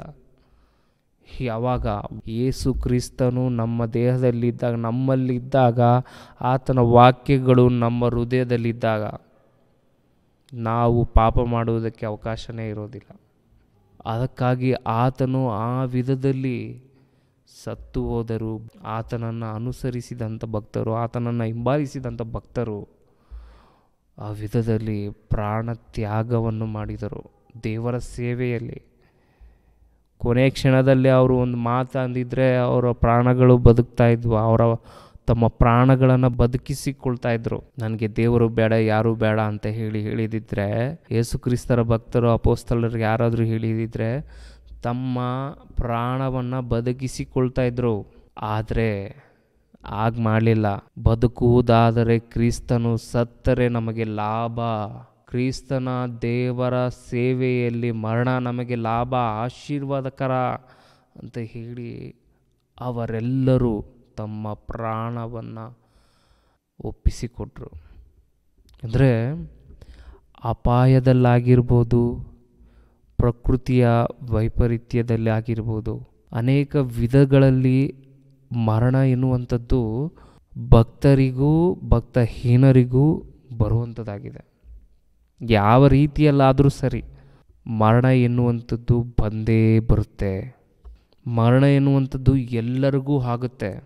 ಪ್ರಸಂಗಿ ಗ್ರಂಥ 9ನೇ ಅಧ್ಯಾಯ 2ನೇ ವಚನದಲ್ಲಿ ನೋಡುವಾಗ, ಪ್ರಸಂಗಿ ಗ್ರಂಥ 9ನೇ ಅಧ್ಯಾಯ 2ನೇ ವಚನದಲ್ಲಿ ನೋಡುವಾಗ, ಎಲ್ಲವೂ ಎಲ್ಲರಿಗೂ ಒಂದೇ ಬಗೆಯಾಗಿ ಸಂಭವಿಸುವುದು.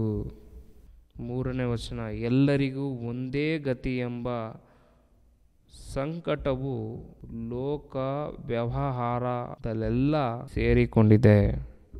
ಎಲ್ಲರಿಗೂ ಒಂದೇ ವಿಧವಾದಂಥ ಸಂಕಟ, ಒಂದೇ ವಿಧವಾದಂಥ ಸಂಕಟ, ಮರಣ. ಅದು ಯಾವ ರೀತಿಯಲ್ಲಿದೆ? ಮರಣ ದೇವರ ಸೇವೆಯಲ್ಲಿಯಾ ಅಥವಾ ಇಷ್ಟಾನುಸಾರವಾಗಿ ಜೀವಿಸಿ, ನಮ್ಮ ಇಷ್ಟದಂತೆ ಜೀವಿಸಿ ಈ ಲೋಕದ ಸೇವೆಯಲ್ಲಿ ಮರಣ? ಈ ಲೋಕದಲ್ಲಿ ಮೆಚ್ಚಿಸಿ ಮರಣ ಹೊಂದಿದರೆ ಈ ಲೋಕ ಇರುವವರೆಗೂ ಅದು ಮನುಷ್ಯರಲ್ಲಿ ಕೆಲವರಿಗೆ ಮಾತ್ರ ನೆನಪಿರುವವರೆಗೂ ಇರುತ್ತೆ. ಆದರೆ ನಿತ್ಯ ಕಾಲಕ್ಕೂ ನೆನಪಿನಲ್ಲಿಟ್ಟುಕೊಳ್ಳುವಂಥದ್ದು ದೇವರು. ಸತ್ತ ನಂತರ ಕೋಟ್ಯಾನು ಕೋಟಿ ವರ್ಷಗಳು, ಅಂತ್ಯವೇ ಇಲ್ಲದ ವರ್ಷಗಳು ಜೀವಿಸುವಂಥ ಲೋಕ ಯಾವುದಾದ್ರೂ ಇದೆ ಅಂದರೆ ಅದು ಪರಲೋಕ. ಆ ಪರಲೋಕದಲ್ಲಿ ನಾವು ನಿವಾಸ ಮಾಡುವಾಗ ನಮ್ಮ ಜೀವನ ಹೇಗೆ ಇದೆ, ನಾವು ಯಾವುದರ ನಿಮಿತ್ತವಾಗಿ ಮರಣ ಹೊಂದಿದ್ದೇವೆ ಎನ್ನುವಂಥದ್ದು ಪ್ರಾಮುಖ್ಯವಾಗಿದೆ. ಈ ಲೋಕದಲ್ಲಿ ನಾವು ಅಲ್ಪಕಾಲ ಪಾಪ ಭೋಗಗಳನ್ನು ಅನುಭವಿಸುವುದಕ್ಕಾಗಿ ಜೀವಿಸಿದರೆ ನಿತ್ಯ ನರಕಕ್ಕೆ ನಾವು ಸೇರಿಕೊಳ್ತೇವೆ.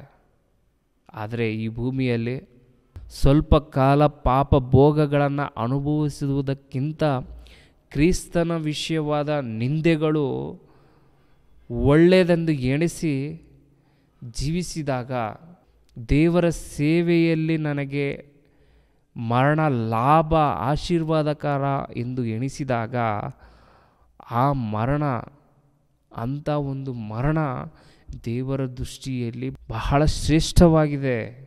ಅಂಥವರನ್ನು ಕುರಿತು ದೇವರು ಹೇಳ್ತಾರೆ, ಧನ್ಯನು ನೀನು, ನಿನ್ನ ಮರಣ ಧನ್ಯ, ನಿನ್ನ ಜೀವಿತ ಧನ್ಯ ಎಂದು ಹೇಳ್ತಾರೆ ದೇವರು.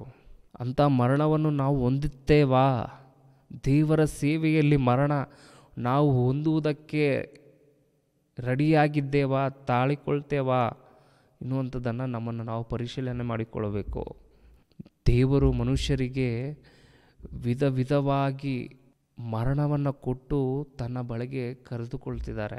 ದೇವರು ಹೇಳ್ತಿದ್ದಾರೆ, ಮನುಷ್ಯರೇ ತಿರುಗಿ ಬನ್ನಿ, ನೀವು ನನ್ನ ಸೇವೆಯನ್ನು ಮಾಡಿ ನನಗಾಗಿ ಜೀವಿಸಿ ನನ್ನ ಬಳಿಗೆ ತಿರುಗಿ ಬನ್ನಿ ಎಂದು ದೇವರು ಕರೀತಿದ್ದಾರೆ. ತಂದೆಯಾದ ದೇವರು ಕರೀತಿದ್ದಾರೆ, ಮನುಷ್ಯರೇ ತಿರುಗಿ ಬನ್ನಿ. ಅದಕ್ಕಾಗಿಯೇ ದೇವರು ಮರಣವನ್ನು ಕೊಡ್ತಾ ಇದ್ದಾರೆ. ತಿರುಗಿ ತನ್ನ ಬಳಿಗೆ ಕರೆದುಕೊಳ್ಳುವುದಕ್ಕಾಗಿಯೇ ಈ ಭೂಮಿಯ ಮೇಲೆ ದೇವರು ಮರಣವನ್ನು ಕೊಟ್ಟಿದ್ದಾರೆ. ಶಾಶ್ವತವಾದಂಥ ಲೋಕ, ಆ ಲೋಕದಲ್ಲಿ ನಿತ್ಯವೂ ಸಂತೋಷ, ನಿತ್ಯವೂ ಜೀವಿಸುವಂಥ ಲೋಕ. ಯಾವುದೇ ಬಾಧೆಗಳು ಇರೋದಿಲ್ಲ, ಯಾವುದೇ ಕೆಟ್ಟ ಆಲೋಚನೆಗಳು ಇರೋದಿಲ್ಲ, ಕೋಪ, ದ್ವೇಷ, ಹಗೆ, ಯಾವುದೇ ಕೆಟ್ಟ ಆಲೋಚನೆಗಳು ಇರದ ಲೋಕ ಅದು ಪರಲೋಕ, ದೇವರಿರುವಂಥ ಲೋಕ. ಆ ಲೋಕಕ್ಕೆ ದೇವರು ಕರೀತಿದ್ದಾರೆ, ಮನುಷ್ಯರೇ ತಿರುಗಿ ಬನ್ನಿ, ಮನುಷ್ಯರೇ ತಿರುಗಿ ಬನ್ನಿ ಎಂದು. ನಾವು ಸಾಯುವಾಗ ನಮ್ಮ ಮರಣ ಹೇಗಿರಬೇಕು? ಸಾಯುವಾಗ ನಾವು ಹೇಗೆ ಸಾಯಬೇಕು? ದೇವರ ಸೇವೆಯಲ್ಲಿ ನಾವು ಸಾಯಬೇಕು. ದೇವರ ಸೇವೆಯಲ್ಲಿ ನಾವು ಸಾಯಬೇಕು. ದೇವರ ಸೇವೆಯಲ್ಲಿ ಸಾಯಬೇಕು ಅಂತ ಹೇಳಿದ್ರೆ ಯಾವುದೋ ಸಮಸ್ಯೆಗಳನ್ನು ಇಟ್ಟುಕೊಂಡು ಜಗಳವಾಡಿ ಅದ್ರ ಮುಖಾಂತರ ಸಾಯುವಂಥದ್ದು ಆ ಮರಣವಲ್ಲ. ಹಾಗೆ ಸಾಯುವಂಥದ್ದಲ್ಲ ದೇವರು ಹೇಳ್ತಿರೋದು. ನೀನು ಒಳ್ಳೆ ರೀತಿಯಾಗಿ ಬದುಕಿ, ಒಳ್ಳೆ ರೀತಿಯಾಗಿ ಜೀವಿಸಿ, ನೀತಿವಂತನಾಗಿ, ಭಕ್ತನಾಗಿ, ಪರಿಶುದ್ಧನಾಗಿ, ದೋಷವಿಲ್ಲದವನಾಗಿ ಜೀವಿಸಿ ನೀನು ನಿನ್ನ ಜೀವನ ಕಾಲದಲ್ಲಿ ಉತ್ತಮನಾಗಿದ್ದು ಕಾಲವನ್ನು ಕಳೆದುಕೊಳ್ಳಬೇಕು. ಒಂದು ವೇಳೆ ನೀನು ಸೇವೆ ಮಾಡುವಾಗ ಯಾರಾದರೂ ಬಂದು ನಿನ್ನನ್ನು ಹಿಂಸೆಪಡಿಸಿ ನಿನ್ನನ್ನು ಸಾಯಿಸಿದರೆ ಅಂಥ ಮರಣ ದೇವರ ದೃಷ್ಟಿಗೆ ಬಹಳ ಶ್ರೇಷ್ಠವಾಗಿದೆ. ಅಂಥವರು ಧನ್ಯರು ಅಂತ ದೇವರು ಹೇಳ್ತಾರೆ. ದೇವರು ಆಗ ಕೊಡುವಂಥದ್ದು ಉನ್ನತವಾದಂಥ ಸ್ಥಾನ. ಅಂಥ ಮರಣವನ್ನು ನಾವು ಹೊಂದಬೇಕು ದೇವರ ಸೇವೆಯಲ್ಲಿ. ಕೊನೆಯದಾಗಿ ತಿಮೋತಿಯನಿಗೆ ಬರೆದ ಮೊದಲನೇ ಪತ್ರಿಕೆ 6ನೇ ಅಧ್ಯಾಯ 18-19 ವಚನಗಳು. ತಿಮೋತಿಯನಿಗೆ ಬರೆದ ಮೊದಲನೇ ಪತ್ರಿಕೆ 6ನೇ ಅಧ್ಯಾಯ 17ನೇ ವಚನದಿಂದ ಓದಿಕೊಳ್ಳೋಣ. ಇಹಲೋಕದಲ್ಲಿ ಐಶ್ವರ್ಯವುಳ್ಳವನು ಅಹಂಕಾರಿಗಳಾಗಿರದೆ, ಅಸ್ಥಿರವಾದ ಐಶ್ವರ್ಯದ ಮೇಲೆ ನಿರೀಕ್ಷೆಯನ್ನಿಡದೆ, ನಮ್ಮ ಅನುಭೋಗಕ್ಕೋಸ್ಕರ ನಮಗೆ ಎಲ್ಲವನ್ನು ಹೇರಳವಾಗಿ ದಯಪಾಲಿಸಿದ ದೇವರ ಮೇಲೆ ನಿರೀಕ್ಷೆಯನ್ನಿಡಬೇಕೆಂತಲೂ, ವಾಸ್ತವವಾದ ಜೀವವನ್ನು ಹೊಂದುವುದಕ್ಕೋಸ್ಕರ ಅವರು ಒಳ್ಳೆಯದನ್ನು ಮಾಡುವವರು, ಸತ್ಕಾರ್ಯಗಳಲ್ಲಿ ಐಶ್ವರ್ಯವಂತರು, ದಾನ ಧರ್ಮಗಳನ್ನು ಮಾಡುವವರು, ಪರೋಪಕಾರ ಮಾಡುವವರು ಆಗಿದ್ದು, ಮುಂದಿನ ಕಾಲಕ್ಕೆ ಒಳ್ಳೆ ಅಸ್ತಿವಾರವಾಗುವಂಥವುಗಳನ್ನು ತಮಗೆ ಕೂಡಿಸಿಟ್ಟುಕೊಳ್ಳಬೇಕೆಂತಲೂ ಅವರಿಗೆ ಆಜ್ಞಾಪಿಸು. ವಾಸ್ತವವಾದ ಜೀವನವನ್ನು ಹೊಂದುವುದಕ್ಕೋಸ್ಕರ ಅವರು ಒಳ್ಳೆಯದನ್ನು ಮಾಡುವುದಕ್ಕೆ, ಸತ್ಕಾರ್ಯಗಳಲ್ಲಿ ಐಶ್ವರ್ಯವಂತರು, ದಾನ ಧರ್ಮಗಳನ್ನು ಮಾಡುವವರು, ಪರೋಪಕಾರ ಮಾಡುವವರು ಆಗಿದ್ದು, ಮುಂದಿನ ಕಾಲಕ್ಕೆ ಒಳ್ಳೆ ಅಸ್ತಿವಾರವಾಗುವಂಥವುಗಳನ್ನು ತಮಗೆ ಕೂಡಿಸಿಟ್ಟುಕೊಳ್ಳಬೇಕೆಂತಲೂ ಅವರಿಗೆ ಆಜ್ಞಾಪಿಸಿದನು. ಭಕ್ತರ ಮರಣ, ಯೇಸುಕ್ರಿಸ್ತರ ಮರಣ, ಪ್ರವಾದಿಗಳ ಮರಣ, ಅಪೊಸ್ತಲರ ಮರಣ, ಇವರೆಲ್ಲರ ಮರಣ ಹೇಗೆ ಹೊಂದಿದ್ದಾರೆ ಅನ್ನುವಾಗ, ಇವರೆಲ್ಲರೂ ಮರಣ ಹೇಗೆ ಹೊಂದಿದ್ದಾರೆ ಅನ್ನುವಾಗ, ಇವರು ದೇವರ ಸೇವೆಯಲ್ಲಿ ಮರಣ ಹೊಂದಿದ್ದಾರೆ. ದೇವರ ನಿಮಿತ್ತವಾಗಿ ಮರಣ ಹೊಂದಿದ್ದಾರೆ. ದೇವರ ವಾಕ್ಯಗಳನ್ನು ಹೇಳುವಾಗ ಮರಣ ಹೊಂದಿದ್ದಾರೆ. ದೇವರ ವಾಕ್ಯವನ್ನು ತಿಳಿಸುವಾಗ ಮರಣ ಹೊಂದಿದ್ದಾರೆ.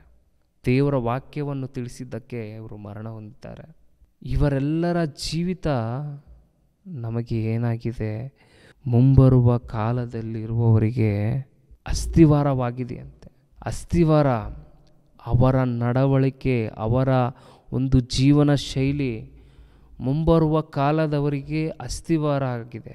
ಈಗ 1ನೇ ಶತಮಾನದಲ್ಲಿ ನಡೆದಿರುವಂಥ ಘಟನೆಗಳು 2000 ವರ್ಷಗಳಾದ ನಂತರವೂ ಸಹ ಕ್ರೈಸ್ತರಾಗಿರುವಂಥವರು ಕ್ರಿಸ್ತನನ್ನು ನಂಬಿಕೊಂಡು ಹತಸಾಕ್ಷಿಗಳಾಗಿ ಸಾಯ್ತಿದ್ದಾರೆ ಅಂತ ಅಂದರೆ ಅದಕ್ಕೆ ಕಾರಣ ಏನು? ಅದಕ್ಕೆ ಕಾರಣ ಯೇಸು ಕ್ರಿಸ್ತರ ಮರಣ ತ್ಯಾಗ, ಶಿಲುಬೆ ತ್ಯಾಗ, ಅಪೊಸ್ತಲರ ಪ್ರಾಣ ತ್ಯಾಗ, ದೇವರ ಸೇವೆಯಲ್ಲಿ ಇವರ ಮರಣ ಏನಾಗಿದೆ? ಮುಂಬರುವ ಕಾಲಕ್ಕೆ ಒಳ್ಳೆಯ ಅಸ್ತಿವಾರವಾಗಿದೆ. ಒಳ್ಳೆಯ ಅಸ್ತಿವಾರ. 1ನೇ ಶತಮಾನದಲ್ಲಿ ಭಕ್ತರು ಮರಣ ಹೊಂದಿದರು, ದೇವರ ಸೇವೆ ನಿಮಿತ್ತವಾಗಿ ಮರಣ ಹೊಂದಿದ್ದಾರೆ ಅಂತ ಹೇಳಿದಾಗ ಇದೆಲ್ಲ ಬರೆಸಲ್ಪಟ್ಟಿದೆಯಲ್ಲ, ಇದೆಲ್ಲ ಓದಿಕೊಂಡು ನಾವು ಏನು ಮಾಡಬೇಕು? ಇದರಂತೆ ಜೀವಿಸುವುದಕ್ಕೆ ಪ್ರಯತ್ನ ಪಡಬೇಕು. ಹಾಗೆ ಜೀವಿಸಬೇಕು, ಭಕ್ತರಂತೆ ಜೀವಿಸಬೇಕು. ಅದಕ್ಕಾಗಿಯೇ ಈ ಸತ್ಯವೇದದಲ್ಲಿ ಬರೆಯಲ್ಪಟ್ಟಿರುವಂಥ ಮಾತುಗಳು ದೇವರು ಪರಿಶುದ್ಧಾತ್ಮರ ಪ್ರೇರಣೆಯಿಂದ ಬರೆಸಿ ನಮ್ಮ ಕೈಗೆ ಒಪ್ಪಿಸಿಕೊಟ್ಟಿದ್ದಾರೆ. ನಾವು ಇದನ್ನು ಓದಿಕೊಂಡು ಪರಿಶೀಲನೆ ಮಾಡಿ ತಿಳಿದುಕೊಂಡು ಅರ್ಥೈಸಿಕೊಂಡು ಇದರಂತೆ ಜೀವಿಸಬೇಕೆಂದು, ಪ್ರೀತಿ ಸ್ವರೂಪಿಗಳಾಗಿ ಜೀವಿಸಬೇಕು, ಪರಿಶುದ್ಧರಾಗಿ ಜೀವಿಸಬೇಕು, ದೋಷವಿಲ್ಲದವರಾಗಿ ಜೀವಿಸಬೇಕೆಂದು ದೇವರು ಸತ್ಯವೇದವನ್ನು ಬರೆಸಿಕೊಟ್ಟಿದ್ದಾರೆ, ಭಕ್ತರ ಜೀವನವನ್ನು ತಿಳಿಸಿಕೊಟ್ಟಿದ್ದಾರೆ. ಹಾಗೆ ನಾವು ಜೀವಿಸಿ ಈ ಕಾಲವನ್ನು ಮುಗಿಸಿಕೊಂಡು ಹೋಗಬೇಕು. ಮುಂದಿನ ಪೀಳಿಗೆಗೆ ನಾವು ಅಸ್ತಿವಾರವನ್ನು ಹಾಕಿ ಹೊರಟು ಹೋಗಬೇಕು. ದೇವರ ಸೇವೆಯನ್ನು ಮಾಡಿ ಹೀಗೆ ಮಾಡಬೇಕು, ದೇವರ ಸೇವೆ ಹೀಗೆ ನಾವು ಮುಂದೆ ನಡೆಯಬೇಕು, ಪ್ರೀತಿಯಲ್ಲಿ ನಡೆಯಬೇಕು, ಪರಿಶುದ್ಧರಾಗಿ ನಡೆಯಬೇಕು, ದೋಷವಿಲ್ಲದವರಾಗಿ ನಡೆಯಬೇಕು. ಈ ಎಲ್ಲ ಅಸ್ತಿವಾರವನ್ನು ಹಾಕಿ ನಾವು ಹೊರಟು ಹೋಗಬೇಕು ದೇವರ ಸೇವೆಯಲ್ಲಿ.